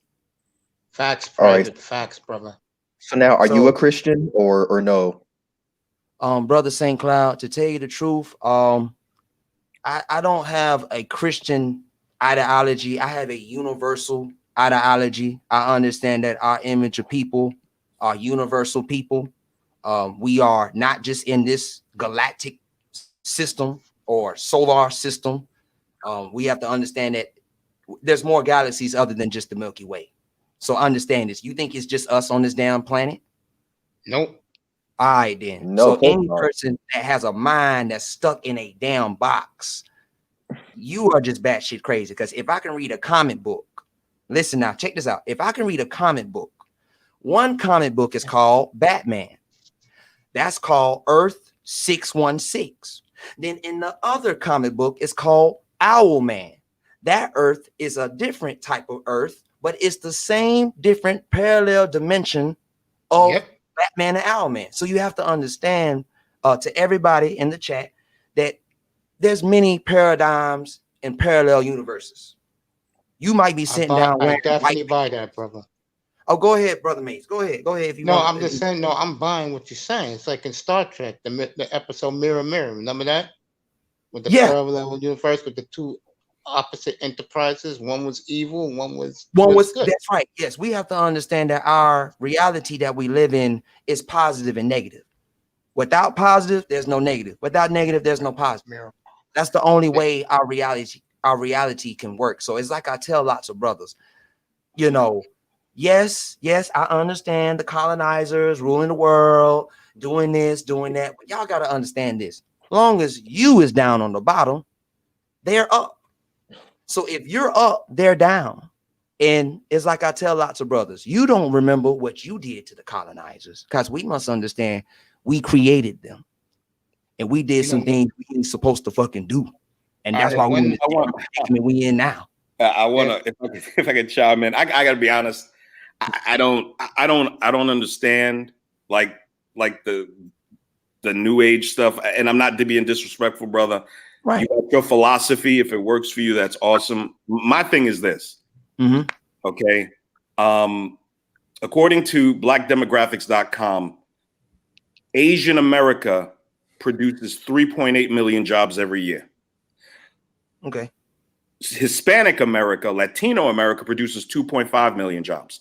Black America produces 1 million jobs every year. Now, wow. What I want to know is, because we got niggas out there screaming about policy. We need policy. So, what I want to know from all the leftists and Democrat black men, what policy is it that allows the Asian community to produce 3 times more jobs than we do? What is the policy? What is the policy that allows the Latino community to produce 1.5 times the jobs we do? Oh, okay. Now, hold on. Let me finish real quick. Okay, go ahead. It's not policy. It is culture. Black America's problem is our culture and our behavior.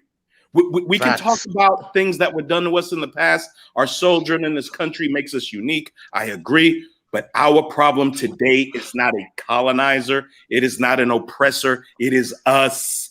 Very true. But I mean, like I told you, little big Nate, we have to understand that we had people of our own that been fucking us up before this shit even was happening, bro. It's just, for number one, it's like I tell lots of brothers, the technology, aka as known as witchcraft, because that's what everything is. It's like I tell lots of people, we have to understand that your technology is physical, it's not spiritual. So we have to understand that. That's why a lot of things is like it is with our image community, because we're so stuck into the physical of the flesh. You see what I'm saying? If we not connected to the spirit, then the spirit cannot have no control over the mind. Okay, then, well, that's why we in the predicament like we in now. Somebody please turn on the Megan Thee Stallion Cardi B video, please. So that's what I'm saying. You know, we got to understand that we have lots of sick, lots of us are sick, and they have not have the proper healing and rehabilitation, if you know what I mean, to even create a better environment for us to sustain with each other. Do you get what I'm saying? Yeah, I feel you. Hold on, real quick. Let me read Deborah Leonetti's $5 super chat. Thank you, sisters. Greatly appreciate it. Joe Biden today. Black people are scared to leave their house every day. And again, BLM.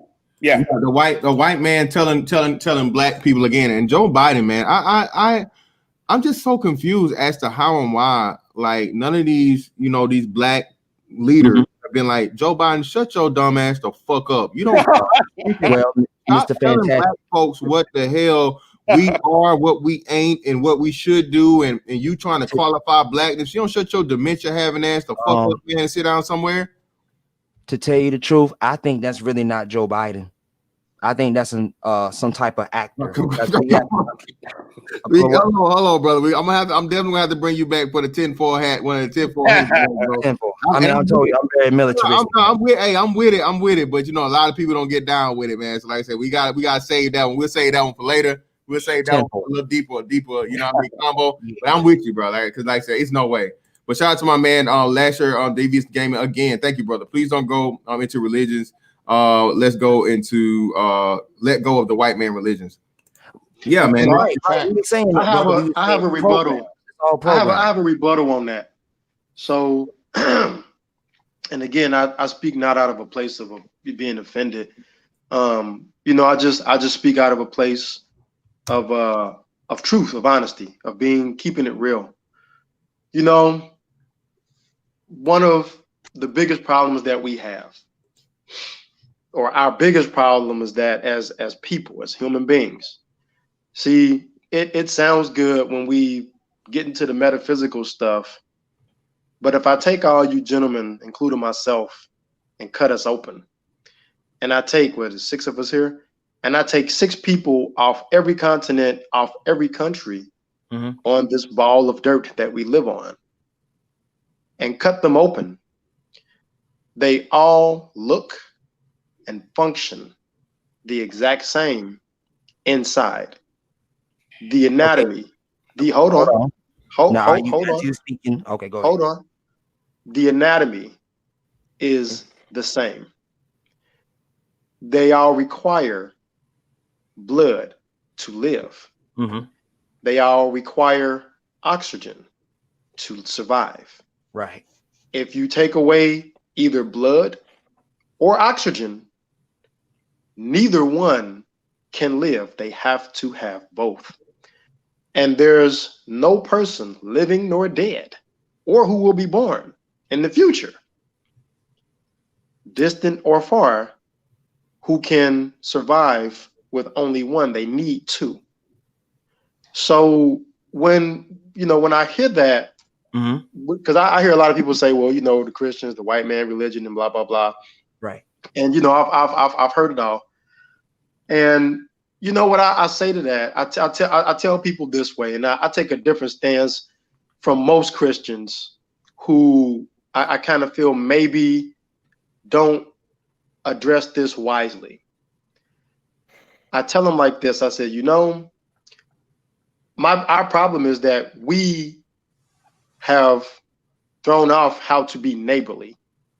See, if I'm neighborly to Fantastic, if I'm neighborly to the brother down the street, if the brother's neighborly to me, if the white man, the Asian man, the Russian or the German man is neighborly to each other, and they're neighborly to us, and we're all neighborly together, we're able to get along in peace together. We're not looking at one another in envy because of someone has more, someone's better equipped to do something, someone's more naturally or physically talented, able to produce and bring forth more, then we don't have a problem, because we're all created from one blood, one bone. None of us have, we can't go into any of the other planets that are more harsh to tell what's there. We can't hold on.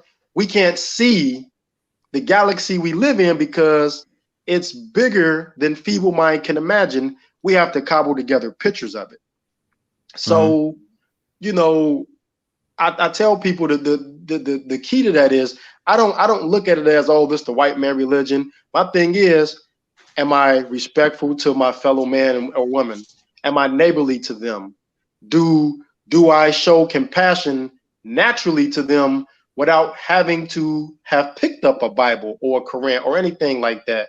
If most of these things are inside.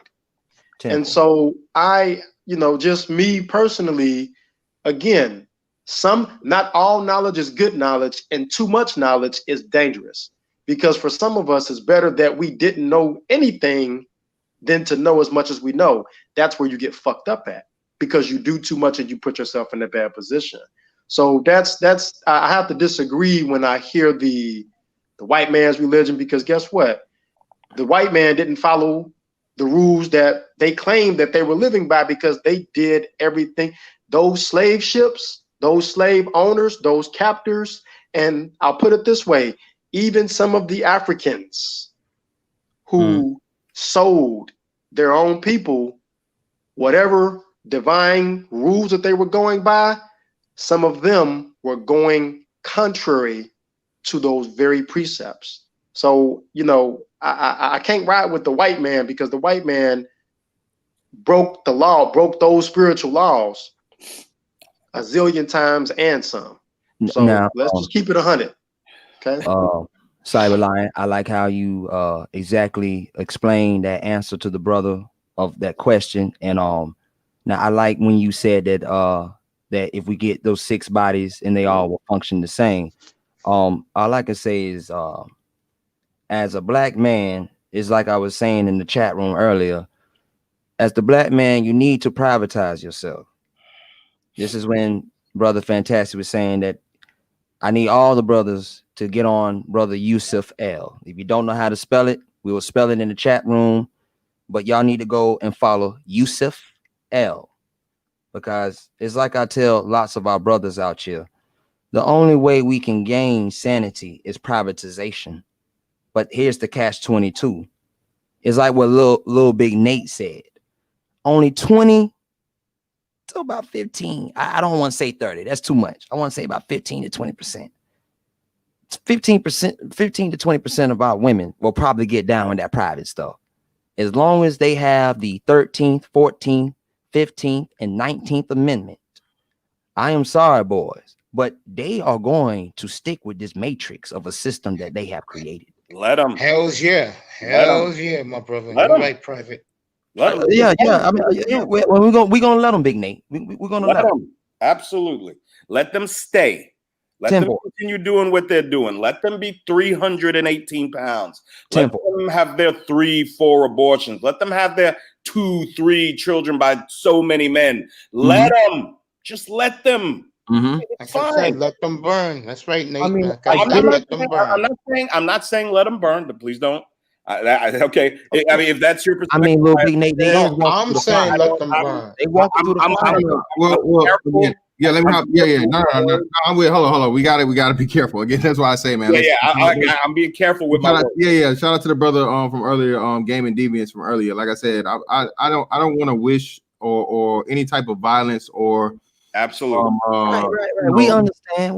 No, I just gotta be clear for the thing. So just let me have a second.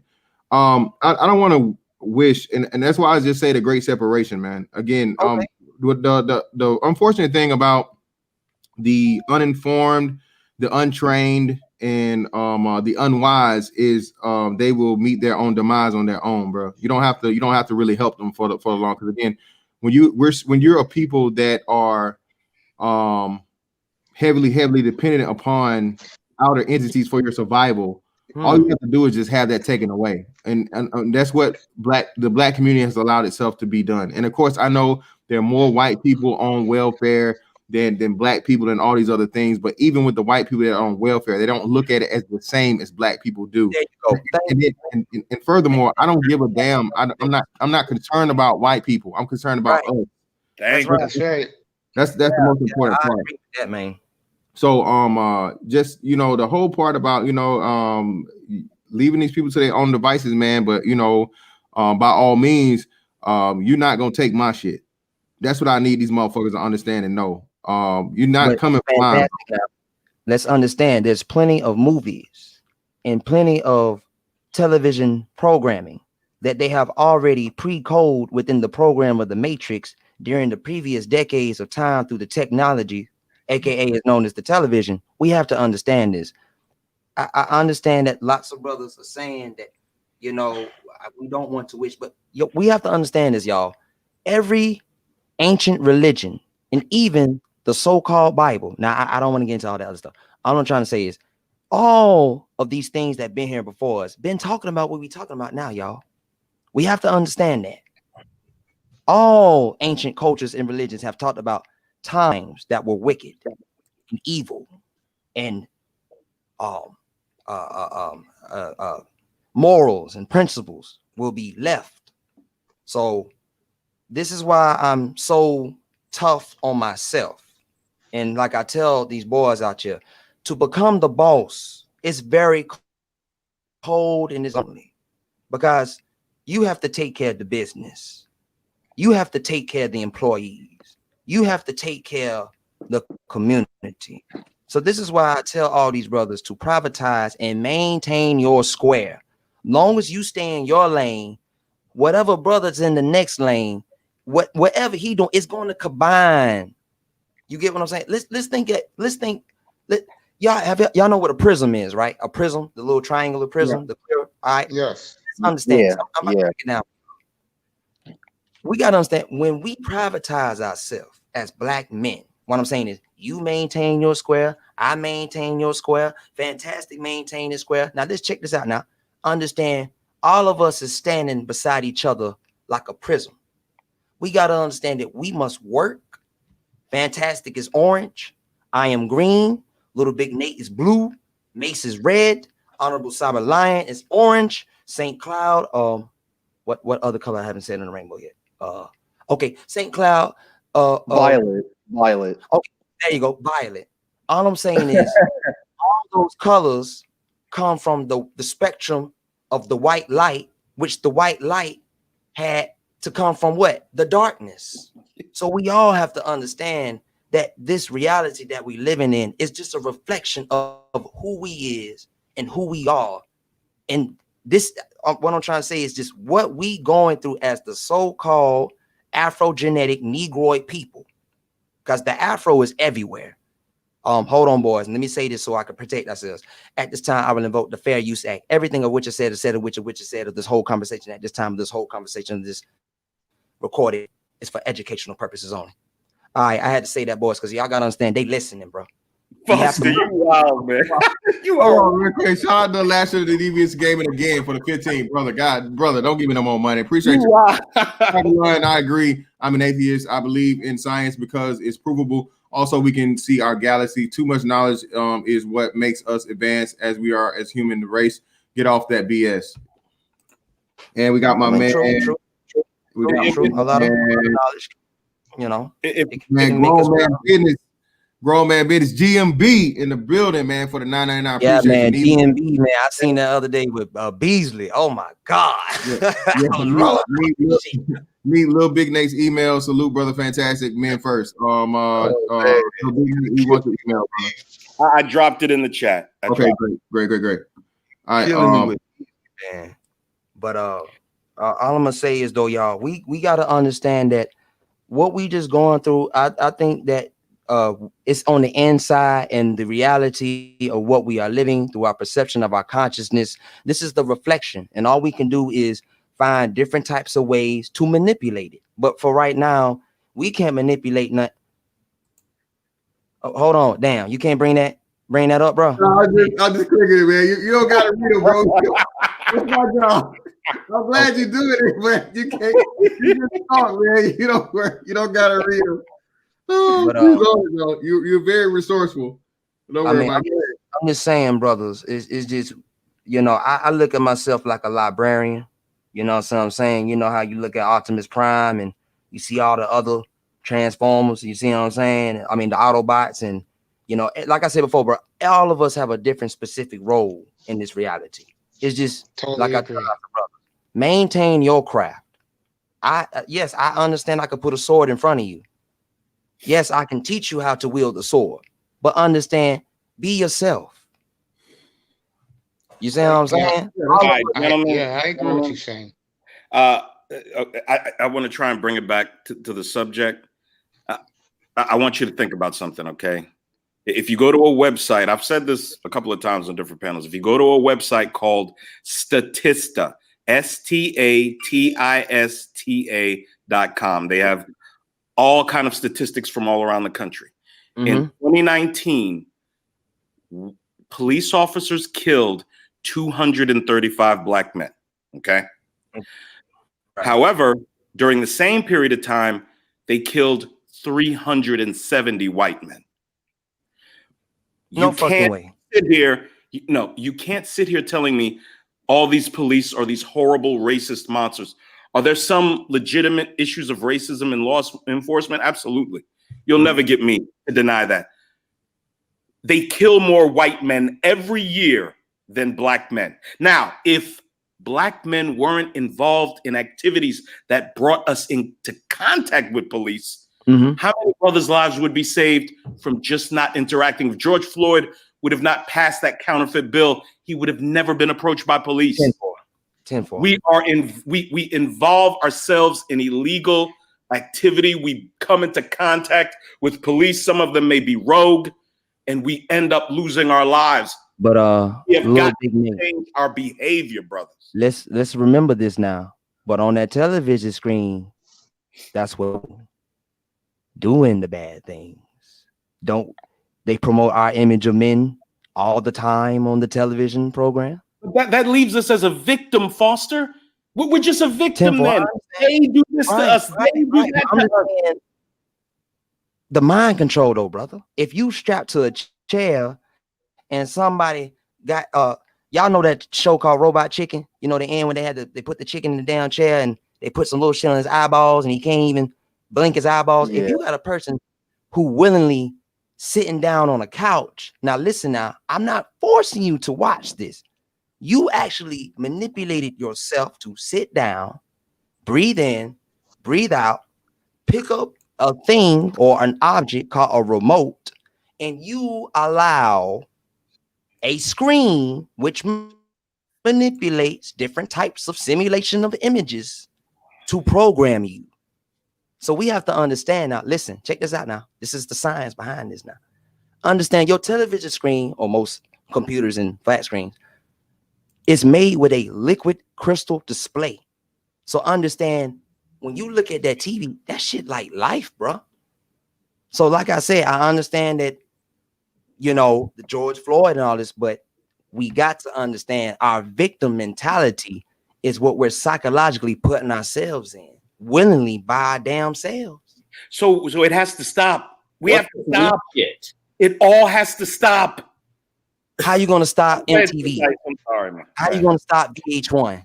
How you gonna stop Viacom? And I'm gonna let you type action. Oh, here's how you're gonna stop. Here's how you. Okay, I gotta jump in. Shot. Okay, first of all, salute to the panel. Cyber Lion, my brother Mace. What's good? What's up, Sir Tice? How you doing, my brother? How you doing? All right, Private Foster. You, as a young brother, I love you. Love G Lowry or whatever, G Dizzle, what he calls himself now. Mm-hmm. You know, trying to combat your points. But we're gonna come back to you, Little Big Nate. You know how we good, and shout out to you, St. Cloud, and fantastic. Here's the problem, Private Foster. I think you just said you were 25 years old, correct? And I know I'm not gonna pull no old nigga shit on you, but you said you're 25, right? 10-4. Okay. This is why I salute you in that at least you're invested in understanding that there's a form or a sense of programming going on. But here's where you're not. Here's the one slight point you're missing, and I'm not trying to lose you. And I would love to talk. No, go ahead. Give me something. I would love to, because I'm the one who sent that question about the 70s, and I just want to let you know. Okay, hey, go ahead. You don't have to focus on the Viacoms. You don't have to focus on the Disney, ESPN, ABC. You don't have to focus on the Comcast, NBC. Notice I just named the 3 major companies that own most of the major networks or what have you. The problem that your generation, which is the fault of late baby boomers and early Gen Xers, of which I'm not, but I am a Gen Xer. Mm-hmm. The problem is that they got lazy to whereas, you know, what used to be a norm, and Little Big Nate, since you're around my age, you tell me if I'm wrong on this. You know what? How can you pronounce your Sire Tice or Sir Tice? Sir Tice. Yeah, Sire Tice.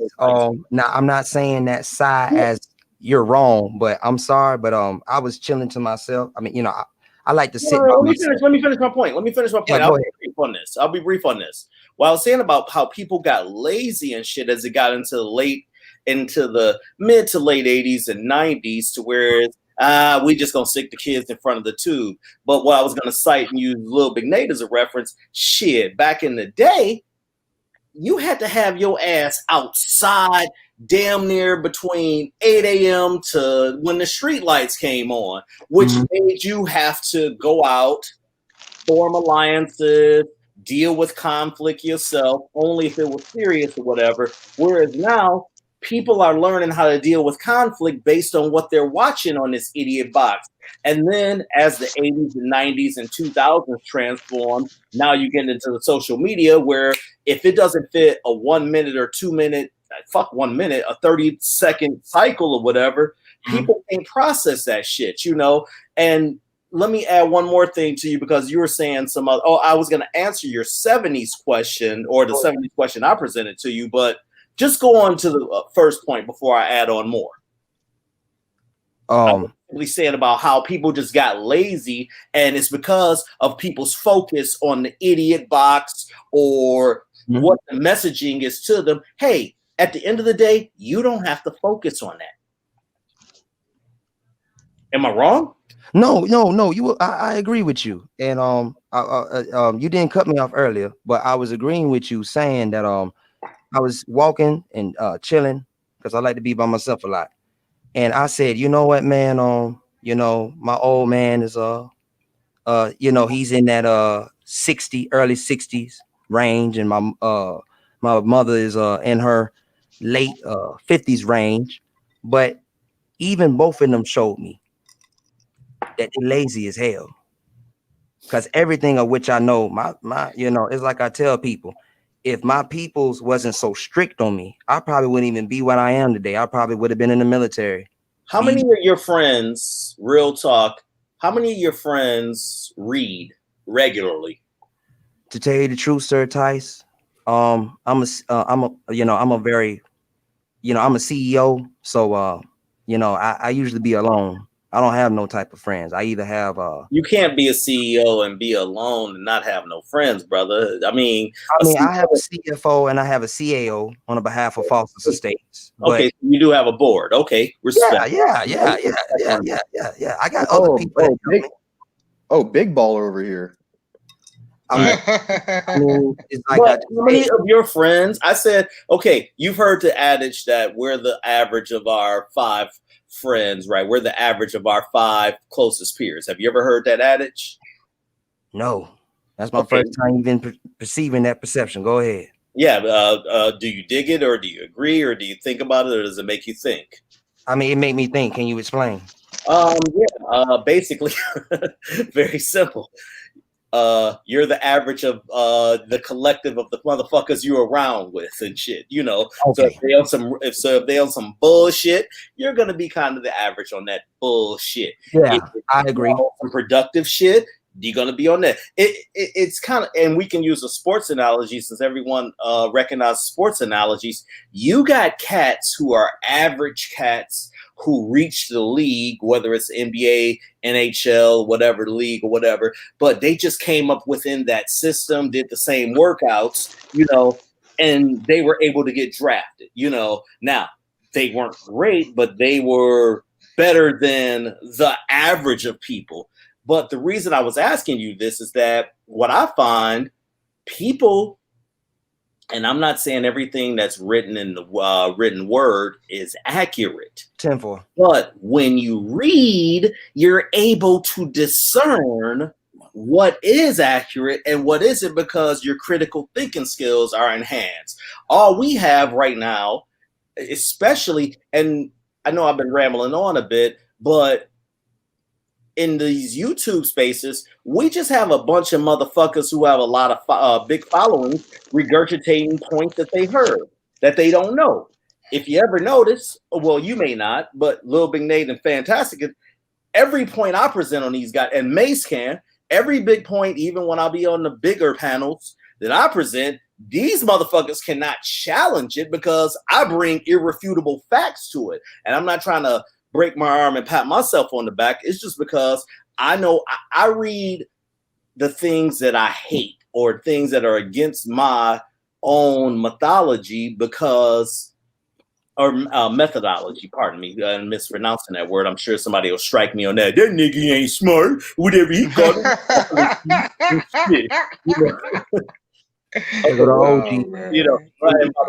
I see Grown Man Business is joined. I loved his shit the first 2 weeks. I heard that dude, so shout out to you. But I'll just finish.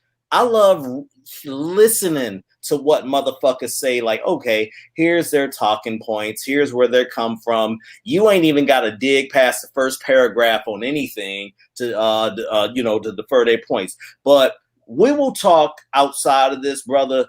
I like what you're doing. You do understand this. And by the way, I'm a brother. I keep saying this. I've been on the continent.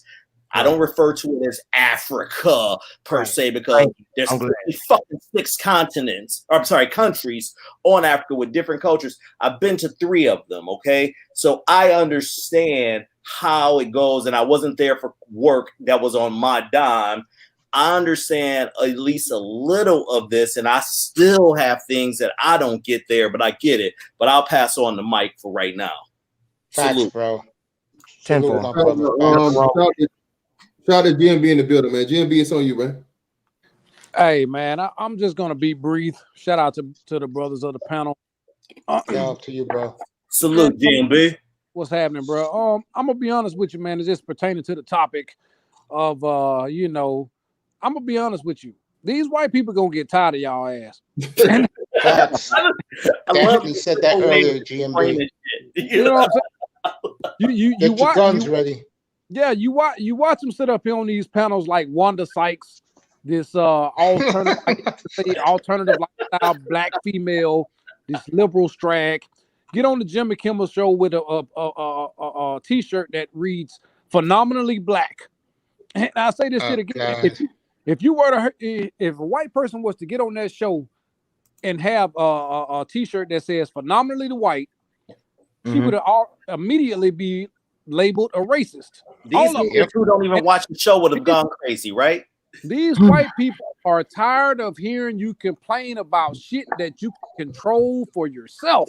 That's true. That's right. The same brother that I can't say brother, but the same white guy that was defending himself at that fucking protest and all this other bullshit. You're gonna see this shit. This shit is about to escalate. You understand? You know what, GMB? Now I tell my family members and I tell the people within my community that it is going to get crazy. Well, it's going to get crazy. I'm telling everybody. It doesn't have to, though. I've been listening to you, man. I understand, little Big Nate, but we have to understand that we have different types of societies and factions that is manipulating the divine feminine energies, which is all I'm saying is they're using the chaos energy. So they're going to use the clearly chaos. Red Master Yao. I can already tell that. Well, all I'm saying is they're going to use the chaos energy to escalate everything in this country by damn 2020. It doesn't matter what you've read, man. And I'm gonna be honest with you. I'm listening to you, brother, man. I appreciate, what you're saying. But at the end of the day, this pseudo jailhouse subliminal rhetoric and all this other bullshit, that shit does not work. Okay, we have to call young brother. He's a young brother, man. We got, what I'm saying. I said, I understand. I appreciate you, young brother. I appreciate you. I really do, man. And at the end of the day, being humble, you know what I'm saying, and trying to get through to people this sort of way, it does not work. You're going to have a sense of goddamn urgency when you are talking to black women, black men, everyone. You can use these Bible scriptures, these quotes, and all this other bullshit from Marcus Garvey, whoever it is, Malcolm X. That shit does not work. We have lost our sense of shame.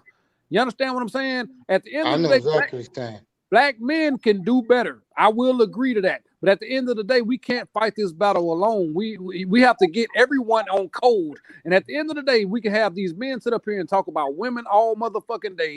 But at the end, in reality, most of them are sitting up here talking about these goddamn women and going out here tricking on fat bitches. The entitlement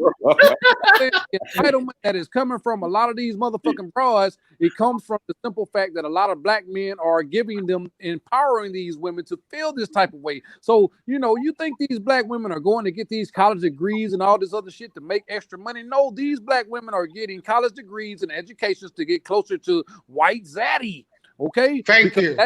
This is what they feel like empowerment is. Whoredom and white men is empowerment to black women because of the simple fact that a lot of black men view fat ass and a wet ass, a wet vag as some sort of trophy. You know what I'm saying? It is actually meaningless. How many bitches you fucking, GMB? Huh? No, that's a joke or whatever. I would say, how many bitches you fucking? Oh yeah, absolutely. All our talking points are resolved. You know what I'm saying, or reduced to talking about black bitches and what they doing and all this stuff. It sells content. Don't get me wrong. I talk about black female fucking all the goddamn time. I mean, I can't lie about it. But when it comes to black male empowerment, understanding what we our role and what we are playing in our own demise of our people. Of course, you're gonna leave some strags behind, man. That is what is going to happen. But at the end of the day, giving vital information to brothers, letting them know that, look, man, chasing that ass, man, that's not what's gonna get you in that $1 million house. That's not what's gonna put your children through private school. That's not what's going to get you to the next level as a man. You know what I'm saying? Now, Hey, Private, Yo, I leave these women alone, bro. I don't pay these women no attention. I'm only focused on my friend. Mace, Private. Before you comment, 10-4. Brother GMB says something over the last week or whatever that was as simplistic as he puts it, like very profound. He basically walks the talk. We've never exchanged too much except for on these panels. And I look at it like this. When you listen into these brothers on these panels, Private Foster, how many of them will open up a view into their real life? Fantastic does it. Mm-hmm. Grown Man Business told you, hey, look at my shit and you'll see my shit is consistent with what the fuck I talk. And I'm like, God damn, this dude is inviting niggas into this shit. I mean, in other words, it's like, listen, fuck all the fancy talk of the Kundalini and all this shit, you know, as he described.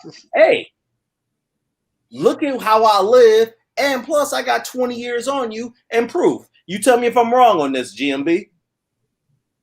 No, absolutely not, man. And this is the message that I've been pretty much sending out for the past month, man.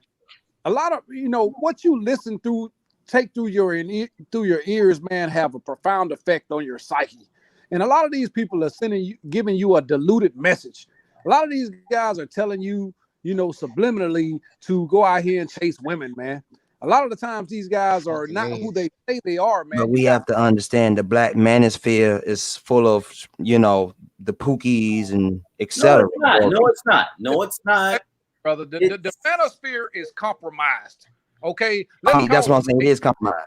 Right. It's compromised big time. It is compromised, okay? You got brothers like Fantastic that set up here last night and actually contributed to a young black female started. And you would think, because, you know, of something like that something as profound as that a lot of other brothers that was truly about their community would get on code. But no, you didn't see that. That shit died just like at the end of his stream. That was the end of it. That shows you exactly what these I tried to get motherfuckers to do it, acknowledging the person who thought of that. I'm supposed to be one of the OGs. I didn't think of that shit. I'm like, shit, let me promote this. You are exactly right. On just the point of walking the talk, and when you look at the motherfuckers who say, hey, take a look at my life, take a look at the glimpse of what I'm doing. That's why I say you see the consistency in things. But as far as this, I don't even be talking about this. Hey, I'm gonna tell you like this. A lot of these motherfuckers are up here trying to teach you game about how to get women, and these motherfuckers are paid actresses, paying people told. A lot of these motherfuckers are fucking fat bitches with your super chat money, with your cash app money. These motherfuckers are not living the life that they say they are, but they're selling a false narrative to a lot of black men out here, and it's all a distraction. It's a distraction from keeping you from being the man that you should be. You know what I'm saying? In reality, man, you should be like, fuck these hoes, man. 97% of black women are not worth your fucking time. Damn, you said thank you. Thank you, grown man. I don't know. You guys better wake up and realize. I don't know if I'd put the number at 97%, but I'd probably put it about 70. But how I put it at 97%. Matter of fact, I put it at 98%. I'm in the south sector of the nation, and I'm sorry, man. Down here in the Carolina sector. Okay, so move out, brother. I moved out. Hold a second. Hey, grown man. Let me ask you a question. You just said 97%, right? Mm-hmm. You just said that? Yes, I did. I couldn't agree with you more. Okay, what these brothers better understand, and you just said it 2 minutes ago. These women don't love you. They love white zaddy. Like he just said. That is so true. I never heard a panelist say any truer words out of their mouths. The sooner you guys wake up and realize that these women don't give a damn about you, and they will sell you out to white zaddy in a New York second. Okay, why are men so preoccupied with women anyway? You should be preoccupied. Exactly. Because they have a Well, wait, I have an even better. That's what you're supposed to be preoccupied. I'll tell you why. I have an even better reasoning. Why are men looking for reverence and submission from any woman who doesn't belong to you specifically? See, I'll put it like this. If you ask your girlfriend or your wife to go to the store, actually, let's make it a wife. If you ask your wife to go to the store for you and she agrees to go to the store for you, she's submitted, right? Yes or no? You shouldn't even have to ask. You shouldn't even have to ask. Well, no. I'm just trying to get this out here. If you ask her to go to the store, and you say, "Hey, babe, can you go to the store for me and pick me up something to eat?" and she does it. I mean, I'm with Sir Tice. She's already submitted, but I get your point. So hold on. She wants to do that for you. But hold on. She has not submitted. See, if she's someone who wants the same thing that you want, they're not submitting because you're going in the same direction. When you ask her to go to the store and she doesn't want to go, but she, in order to make you happy and go towards your will of her going to the store for you, and she agrees to then go, even though she doesn't want to do it, she has submitted. And so, to brothers that are looking for submission and saying, well, these women don't love you. If the woman's not yours, it isn't set up by design for her to just automatically jump into your arms and jump into your lap to submit anything to you because she doesn't belong to you. What are you bringing? No. I disagree. But somebody else wants to talk before I say why I disagree. But go ahead. Somebody else. Well, I'll jump in. Let me jump in real quick. Say something. Oh, go ahead. Sure. No, I'm saying though. No, I mean this is a little. Oh, wait, who's going? Me or grown man? No, go ahead, bro. No, I was just saying for the whole little bait. For a little bait day, I was saying the reason why men chase women is because of it's an impulse, man. We're sexual beings. We can't go. I guess we can't go long periods of time without intimacy. It's not how we're wired to do so. So I can't blame men for simping. That's just kind of following their hard wiring as men.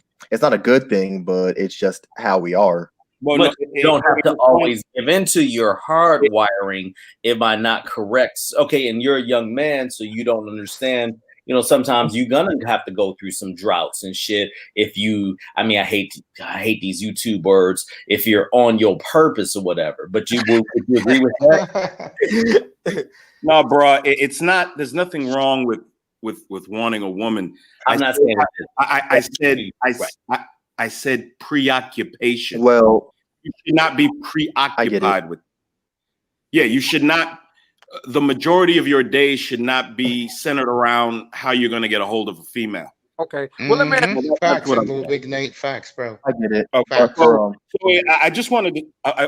I wanted to try and kind of pull it back to the subject. I wanted to bring up the point that we complain about racism and a racist society, the colonizer, the oppressor. Look, folks. We make $1.2 trillion a year. If Black America was a country, we would be the 11th richest country in the world. How do we make $1.2 trillion in the most racist, oppressive society in the universe? How are we doing that? Because the most racist and oppressive society manipulate your culture by promoting it. Bruh, we make one. Just answer my question. Okay, when you say manipulate, stop right there. I want to get the young man's mindset on there. I'm glad you said that. What do you repeat what you just said, brother? And by the way, this is not an attack. I'm just saying we're gonna break this down. Repeat what you just said, Private Foster. What they promote is what they manipulate back on us.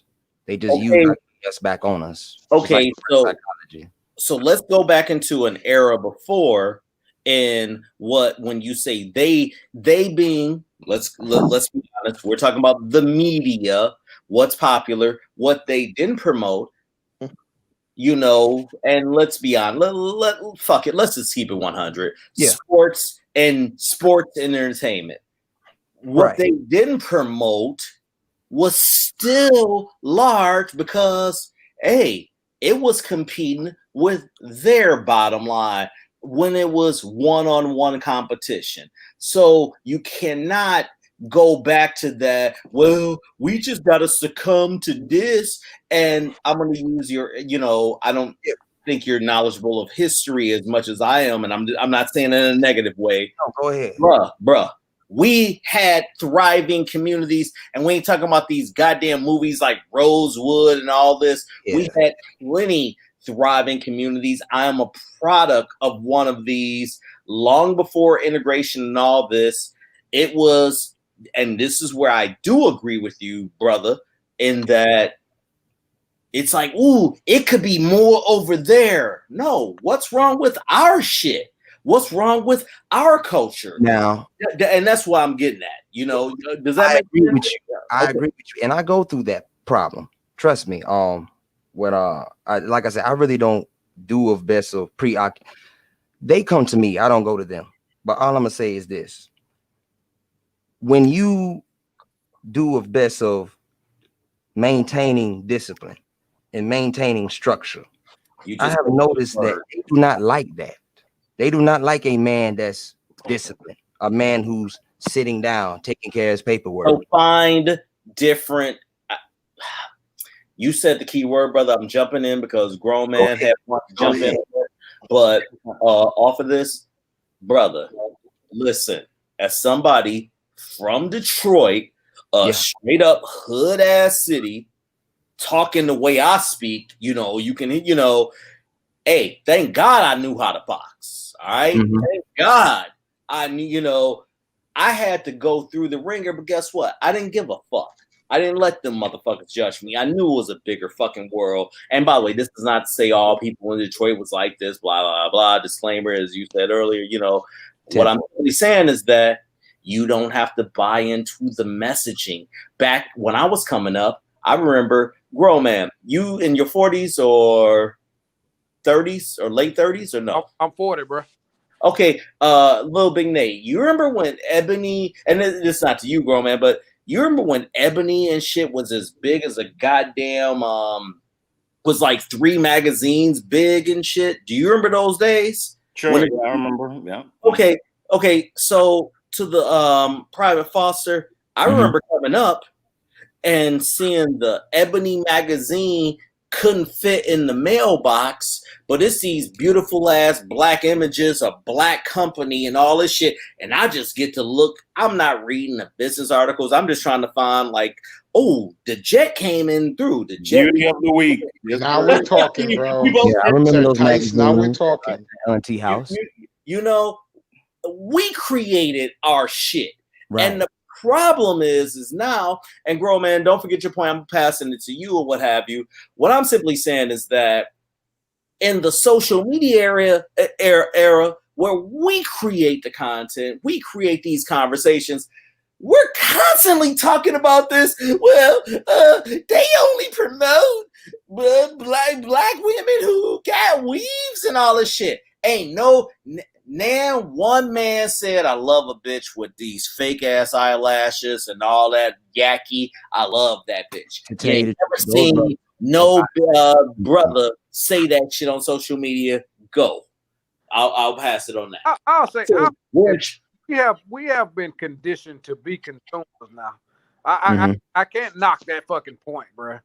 I don't disagree with that part, but the young brother, you know, he makes a valid point. We have been conditioned to be consumers, and I'll say it's a lot, and by and large, through, you know, for men, it's the lack of femininity. We don't see femininity from all women, so we feel like we can buy femininity, we can buy submission. These are the motherfuckers who have this what we call stuffed confidence. You know, when they go buy a new Maserati, they go buy this, they go get the money phones, they doing all this extra shit to garner attention from women. You know what I'm saying? They feel like they can buy submission, and they don't know that they're being played as puppets. They're pawns in a bigger game. You understand what I'm saying? But at the end of the day, as men, it is up to us, you know what I'm saying, to try to get brothers refocused, because the image that is portrayed for the black man, I'm gonna tell you something. I'm gonna break it down like this. Okay, get an Asian woman to emulate a black woman. What is she? What is she going to try? GMB, to tell you the truth, that's why I had to. I went through that process. Came across an Asian woman that tried to act like a damn black woman, and all I'm gonna say is it's very horrible. Okay, and it's very disgusting. Look, bro, and the same thing for the white man. A white man to try to emulate a black man. How is he going to? They try. Okay, so they sure do try. This is what I'm trying to prove. This is the point I'm trying to prove right here, man. It is left up to the few of us that of mind, you know what I'm saying, that's conscious of what's going on, to try to restructure that. Now, granted, we don't have big platforms or whatever, but it starts small, man. Guys, wait a second.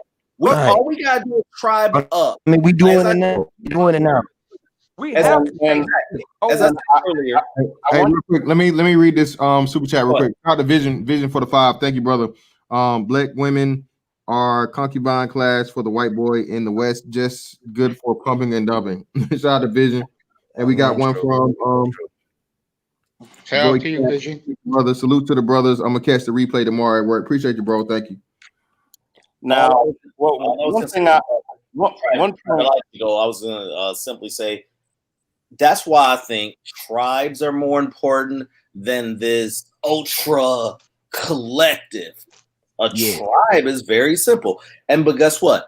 If everybody's like, you don't understand, it's all digital now. Okay, this is the digital tribe, what have you. I'm not saying we all going to be all aligned, but you get my point, and the fact that we're just gravitating toward this conversation, you know, here, and that's what we need to build. And by the way, I heard on a panel earlier today, I forget which one, but it was like, well, what are the solutions? Okay, here's your solutions real quick. Black boys go to black boys school. Black women go to, or young girls go to black girls school. Okay, you remove the child support laws or what have you, to whereas these women aren't incentivized. Boom, ding. Make sure those schools that teach this, the parents approve the curriculum or what have you. You know, that includes this, but also the parents have to be vested and involved. Now, I got more on the business thing, but the solutions are very easy, and other cultures have done this shit. Yeah. Well, solutions. Well, now, why don't we consider the fact that 64% of black men are in the middle class now? That's middle class. 64%. That does not account for black men in the upper middle class and black men that are wealthy. Nate, do you think all these goddamn Let me finish. No, I was gonna say, do you think all these goddamn clubs can exist at these bitches' site or whatever? Y'all be all up in there if these dudes weren't making enough money to come in there to buy these overpriced drinks? Well, my thing is, I largely don't care what most black women think or do. I'm just exactly. Don't pay them no attention. But my thing is this: if 64% of us are in the middle class, that does not account for the upper middle class and wealthy. Gentlemen, it's conceivable that 75 to 80% of black men in America are doing well to exceedingly well. We're doing well here. And what I want you to think about, we've accomplished this not because of the way we were raised, in spite of it, with most of it. in spite of how we were raised. Okay? Well, see, I bet, bro. I'm not to cut you off, and I ain't gonna hold you. No, go ahead, man. I'm gonna get off here, man. But see, man, look, your community is only going to be as strong as the women that are nurturing your future children. Okay? 10-4. We can be on code, we can be self-improving, we can be getting all the financial resources in the world. It's not going to save the black community, okay? As long as our women are not on code. If our women are off the fucking chain, then we are continuing a path of destruction. We are going to be doomed as a race. You know what I'm saying? Not if we separate. Not if we largely separate from them. Or tribe up. You could tribe up. You could tribe up. You could separate all you want to. But what are you gonna do when it comes down to the 80%? Just hypothetically speaking, you could say 70% of men who are out here building and doing all the things they want to do. You know what I'm saying? Being productive men in this world. You got to choose from a pool of 4% of women. You know what I'm saying? Of black women. If you're gonna keep it pro-black and all this other bullshit, this is why I am not SYSBM. If you're gonna protect your DNA lineage, by all means, do what you do. But you can't expect a pool of 70% of men that's productive to pick from a pool of 3 to 4% of women. You understand what I'm saying? In the black community, because I'm gonna tell you something, man. These women all the way off code, and if you are sitting up here waiting on them to come back in and you could respect masculinity and respect the black man, and man, I'm gonna tell you something. That shit been over with. GMB, I see that as a business opportunity for some black man to import women to be a matchmaker for all these 50% of black men that won't have access to decent black women. Some brothers need to get on that grind to become importers of women, melanated black women from all over the world, and matchmake these brothers. There's money to be made. I'll try and work on that privately. Thank you. Go ahead, man. There's money to be made. Thank you. That's what I'm saying. Thank you. We have a big distrust amongst each other. We do. True, GMB, but it takes small steps. We got to crawl before we walk. Yeah, but I'm saying though, we're not crossing the boundary of lending and putting out an olive branch to other brothers. Okay, then you'll say that many of us are upper class, some of us are middle class, some of us are middle to upper class, some of us are doing well, over $200,000 a year, and all this. Yeah, you're right though. You're right, brother. And let me tell you something. I'm not trying to cut you off, GMB, but I got a family member, and this is the same shit I was telling my peoples, like, I mean, fuck all that shit. Let her ass burn, because that's her fault for fucking with, now in the YouTube street set that I hate how, like Sir Ty said, she be messing with the Pookie and Ray Rays. Like I told my peoples, since she pay for them motherfuckers, her shit gonna let her lights cut the fuck off. We don't got time for that. Let me tell you what I told my daughter. Go ahead. Grown man, I got a question for you. Life on the line. That 97%. You trusting any of them? That 97%? Fuck no. There you go. Thank you, bro. Hell no, I'm not trying to trust in any of them. I don't, man. I'm gonna thank you, bro. Thank you. That's all I needed to hear. No, I know you. I guess you misunderstanding me. I am saying 97% of them motherfuckers are trash. He's right. That's what I'm saying. I'm agreeing with you. Don't buy into this bullshit. And I'm gonna tell you something, man. The thing is about it, man. We are getting a lot of brothers. We're getting a lot of brothers that are being conditioned by that 97%. You understand? Mm-hmm. They are being by that 97%. They are being taught, sugar and spice and everything nice and all this other bullshit. So they are grooming the next generation of weakened and effeminized men. You know what I'm saying? But you're not going to get them to accept that responsibility, because at the end of the day, they are choosing the selected 19% of hyper masculine, effeminate males to produce by the produce children with these men. So yeah, I see it. Mm-hmm. Yeah, so I mean, at the end of the day, man, we it is almost to a point that we have to just really just buckle down and bear down on the message. I mean, my platform is to completely. I mean, you may think that I'm always bashing women or all this other bullshit. It's really to shame. It's really to shame men out of dealing with that 97%. Jim, hold a second, private. Before you go, I want everybody to hear this because he just touched on something. GMB, from your perspective, why are shaming tactics so effective for the average stateside Black American male? Go. I mean, because they've been hearing it all their lives. So I have a question. How do you shame him? How do you shame those who are shameless? How does that work? You've been hearing all your life from a woman what a good man is, and it's all based on her perception. It's all based on what benefits her. When you hear a Black woman describe a good man, she will simply describe a slave. She's not going to mention anything about leadership, guidance, direction. And unproductive, but again, an unproductive. Hold on, man. Time out. I've been letting y'all rock, dude. All right. So, and unproductive. See, this is. I hear what you're saying, but again, I got to keep it 1,000. I only hear the echoes of Black women, Black women, Black women, Black women.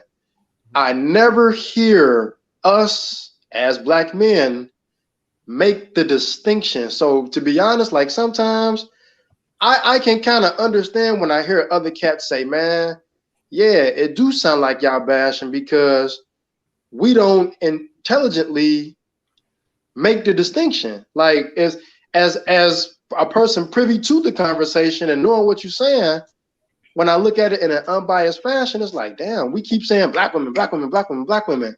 But it's like, yo, like I just came from a steak restaurant across the street, 3 Black sisters trying to get close to my table because one of them, I guess, was feeling me. And I wasn't even paying them no attention. I'm sitting there sipping coffee, eating, medium well steak, minding my business. Them was cool sisters. Now they might have had a ratchet chick among them who was kind of ratchety, but she was cool.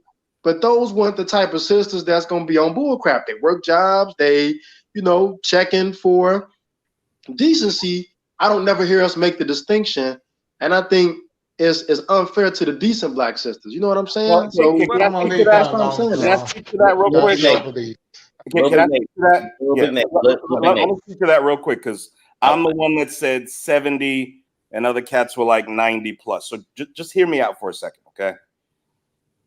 It is true, okay? I'm waiting to hear back from the breakdown. They're supposed to be reaching out to me to do a presentation. It's been 2 weeks. They're not. Yeah, it's been weeks. So I don't know if they're going to do it or not because I told them in an email, I'm going to speak exactly how I speak and either take it or leave it. And I haven't heard back from them yet. So, but just check this out, okay? Yes, the majority of Black women, because of who informs their thinking, the culture they subscribe to, they're pretty much incompatible with competent, productive, family-oriented Black men. That's fine. I agree with that.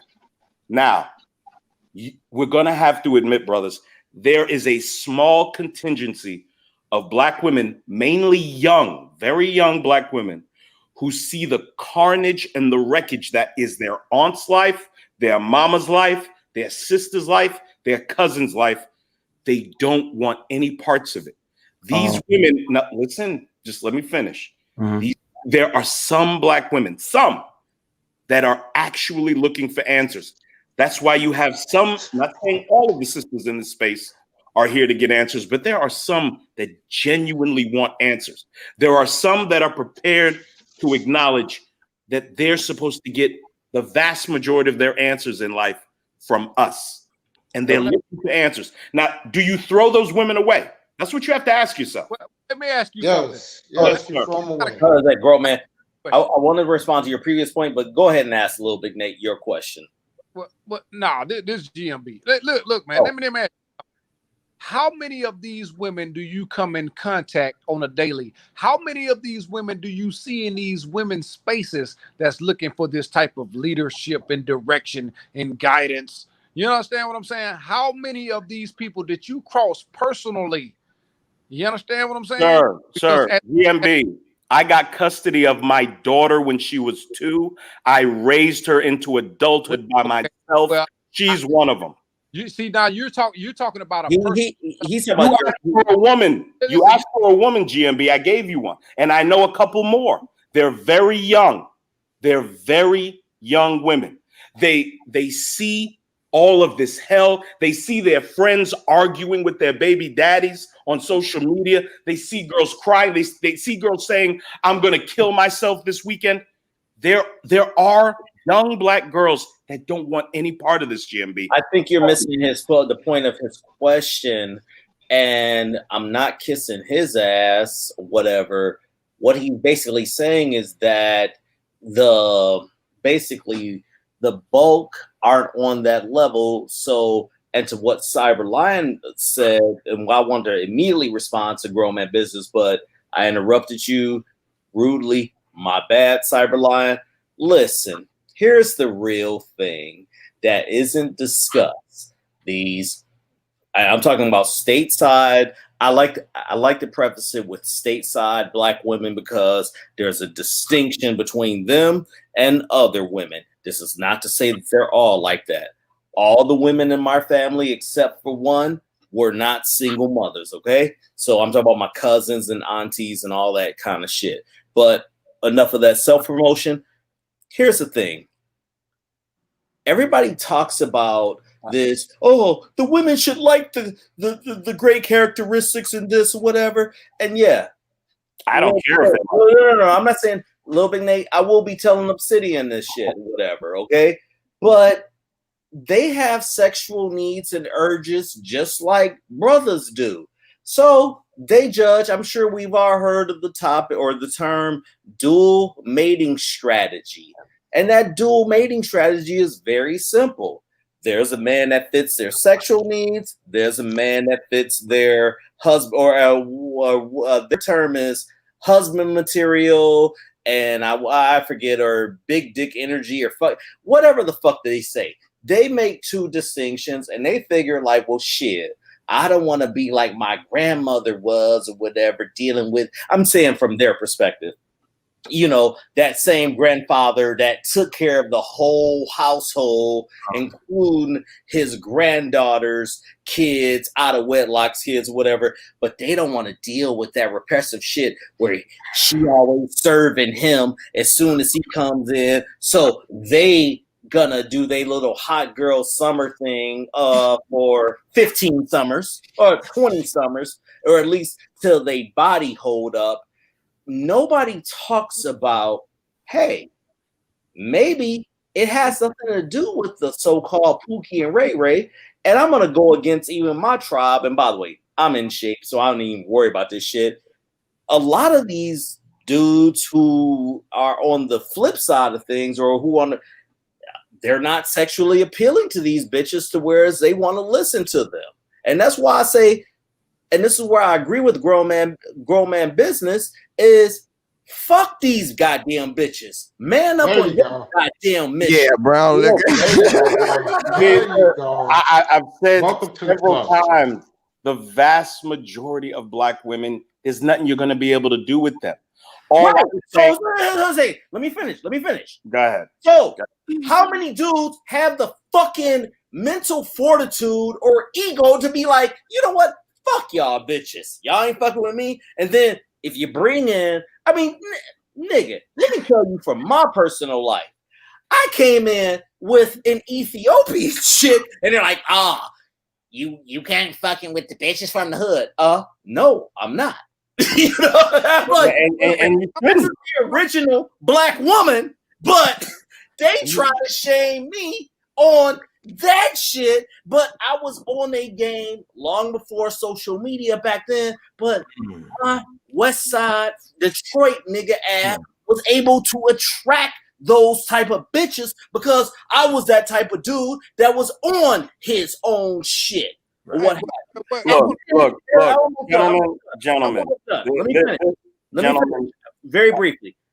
Men, stop focusing on fuck what they like on Instagram, fuck what they like on social media, you young niggas.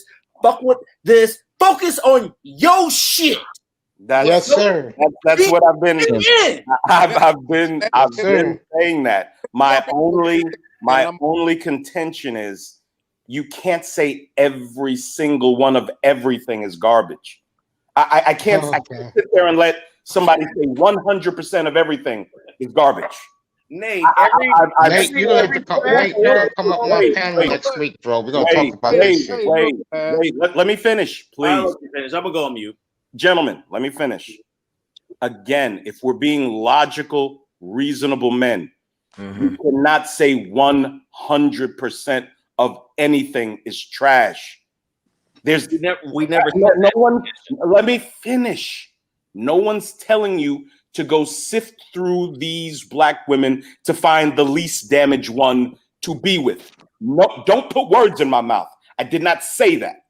My contention is that anyone telling you 100% of white people are racist is not being honest. Anybody telling you 100% of black men are deadbeat dads is not being honest. Anyone telling you 100% of black American women are all garbage is not being honest. That's my point. Okay, can we just agree on simple logic? That's all. Point taken. Thank you. Tenfold. Thank you. I said 97%, man. And that's cool. That's cool. I'm not I say 98%. I agree with How do you come up? So let me ask you a question. How do you come up with that number though? How? Huh? Just look around. Just look around, bro. No. Oh no, I'm not gonna let you run. So as Mike V and the Black Brain Trust would say, let's put some data behind that, my brother. So 98%, help us and help me if you're willing, either one of you. How do you reasonably come up with that number? Okay, well, I'll take it to account. Just thinking up based off of my experiences, the things that I have been viewing since I haven't been living under a rock for the past 20 years. The over nearly 80% of single motherhood in the black community, the nearly 90% of the black prison population coming from single mother-led households, the nearly 51% of black men who don't have children. You understand what I'm saying? And just viewing things objectively, seeing what you see. You don't see if there are any upstanding black women out there, who are willing to get on code and want to have a family structure that haven't been on the fucking cock carousel. Why aren't these women speaking up? Why aren't these women? Because they're largely cowards and they're scared to death of the sisterhood. That's why. No. I can't, my brother. I can't see this. This is the thing. Let me finish. Because go ahead. Sorry. All of them are a product of that hive, and even the motherfuckers that you see that are married and have this whole family structure looking, the shit that they present on social media and shit. That's because they already had their fun in college. You understand what I'm saying? That been getting rotted out or whatever. Settled with the beta provider, the leftovers. These are proven facts. This is why a lot of these women, this is a reason that a lot of the divorce rates, especially, because see, we talk about the divorce rates, nearly 80% women initiating divorce. We haven't talked about the nearly 86% that are initiated in the black community. We just talk about that number as a whole. You understand what I'm saying? As a nation, we don't talk about black women. Black women are initiating more divorce now more than ever because whoredom has become female empowerment. These women are looking to grasp another simmer of youth. You understand what I'm saying? They are looking. But they're following men. They're also, see, this is my thing. I get it, but let's keep it real. They're following dudes, black men. They're following. They're not following black men. No. Hold on. Hear me out. I mean, are you speaking as the homosexual black man, or they're following an attack? I'll put it like this.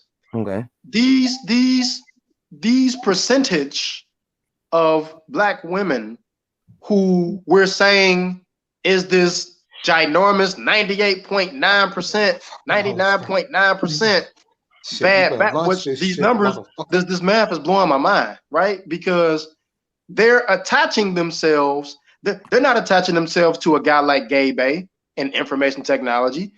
They're certainly not attaching themselves to guys like me.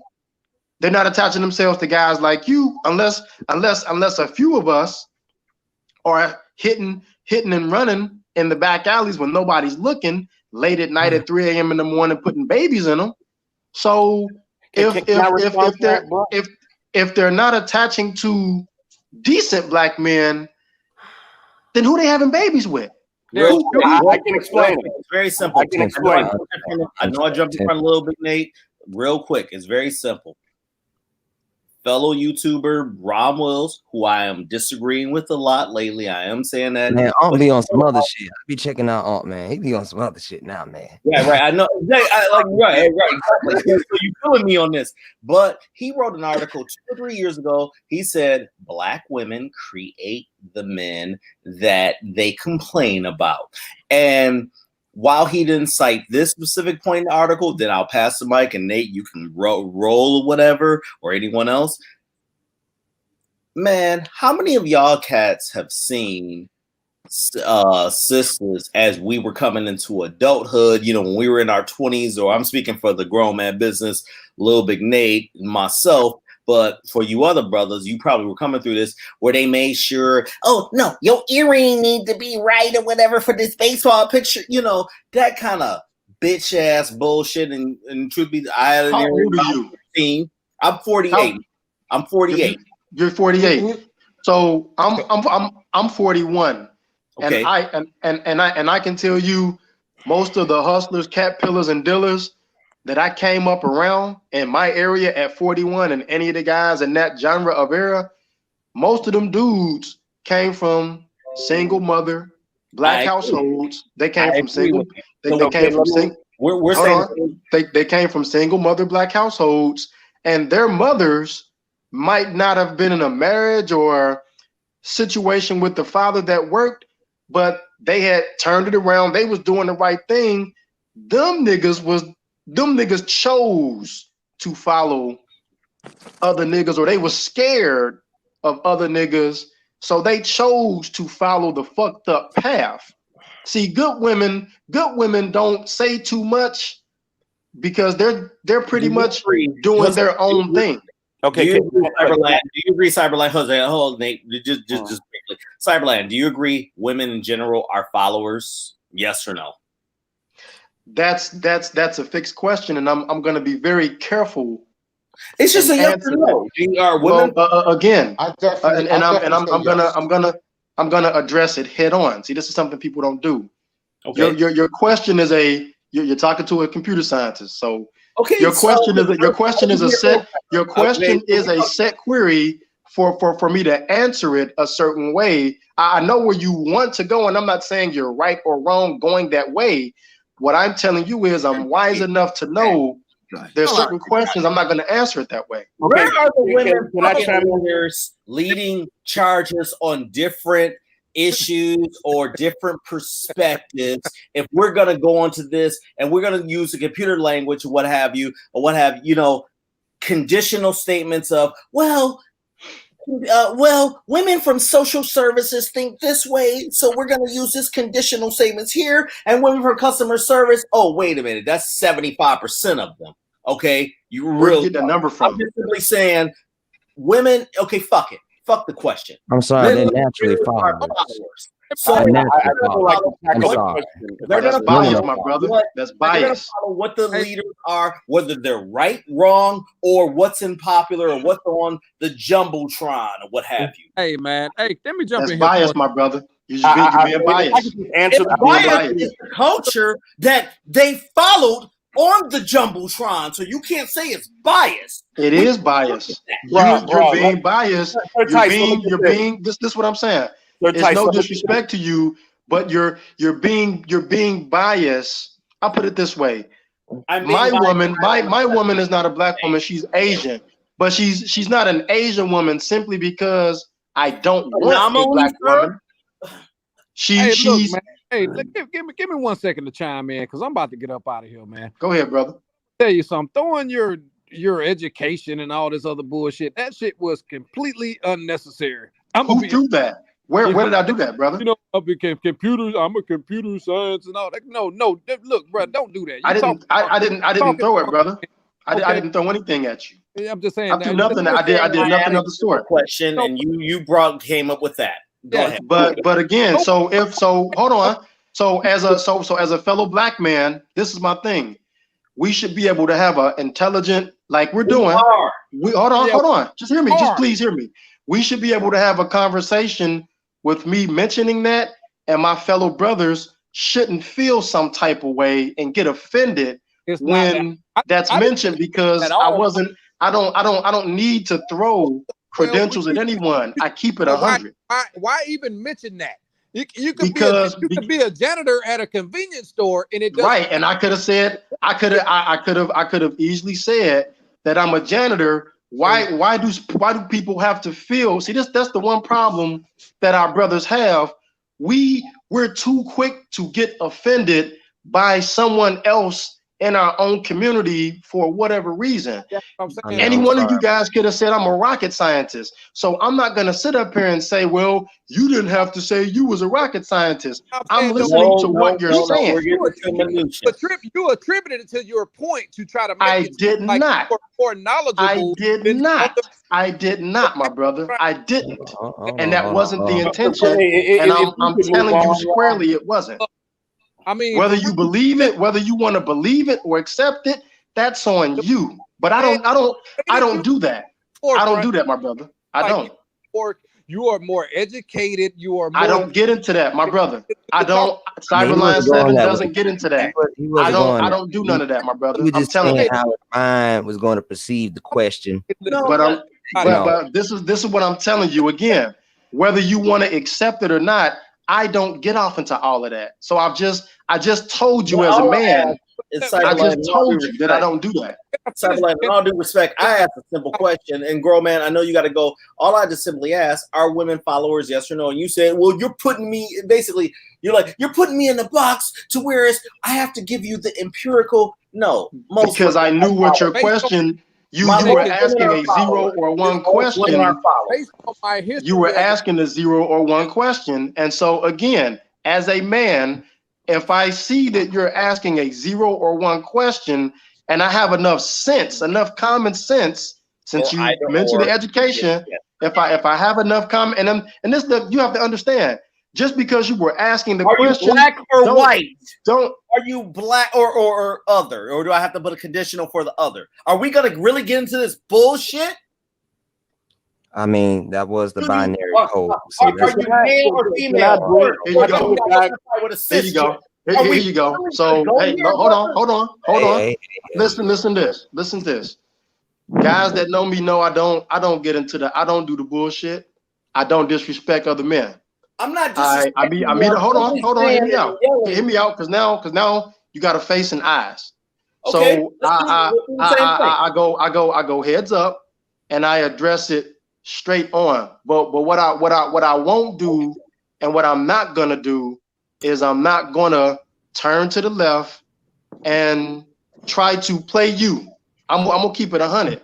Whether you can accept that or whether you believe that, again, that's on you. But I just told you as a man, looking you in your eye on this camera in front of 138 people, that wasn't the intention. And you were asking a 0 or 1 question. So from my perspective, having common sense, knowing that you're asking a 0 or 1 question, I was not willing to answer that question in the way that you were stating it, because I didn't see that it was going toward a productive end for me to answer the question fairly. That's what I'm saying to you, my brother. Okay, that's all I'm saying. Hey, since we're talking about camming up, I didn't want to cam. Being that I am in the bed, and I don't want a bunch of grown men seeing me in the bed. That's stick for being real and all this other bullshit. Okay, brother. Let me keep it 1,000. All right, I mean, we gonna do this shit. Everyone's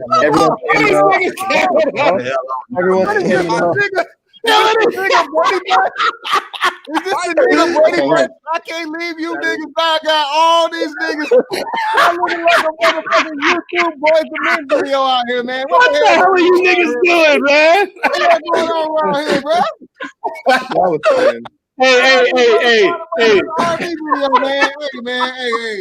On that note, brother, it's been 12. We about to hit the 3-hour mark anyway.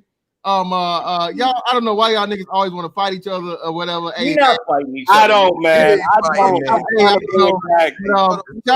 gotta get this super chat.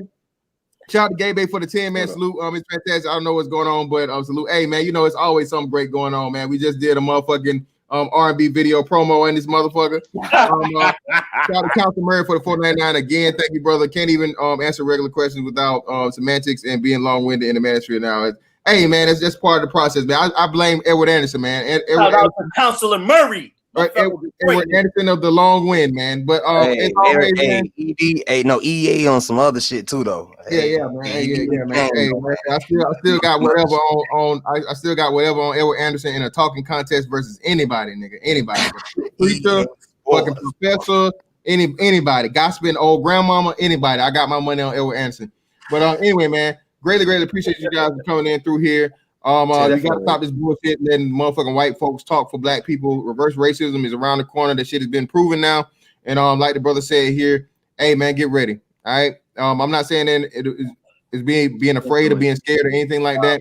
Be prepared. That's all. Yeah, there's about to be a major shift in the climate of this country here. Oh, and for you guys that don't know, I think they said what did the fucking stock market drop 600 points or some crazy shit today? They said. Yeah, I didn't. Follow. Yeah.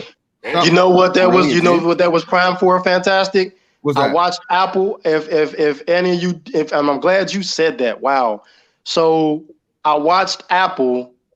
We all watched Apple do the split, and I was talking to my boy. He down in Atlanta. He's a fellow developer. I was happy because Apple dropped so far down. I'm like, go lower, go lower, go lower, go lower. I actually ran to the bank today with like 1,500, and when Apple dropped to like I think 1905. I hit the buy button and snatched it up. So yeah, very glad the market went low. Yes, sir. Yes, sir. Salute. Nah, but we pay 4x out here. For real piece of the Yeah, but all in all, man, greatly appreciate y'all for coming through. All the brothers that came through, thank you guys for contributing as always. A great conversation. Appreciate you. Copper shirt, man, copper t-shirt of the 5XL. Greatly appreciate you guys for what you did yesterday and every other time. And that's that on that one. We shall catch y'all on the next one.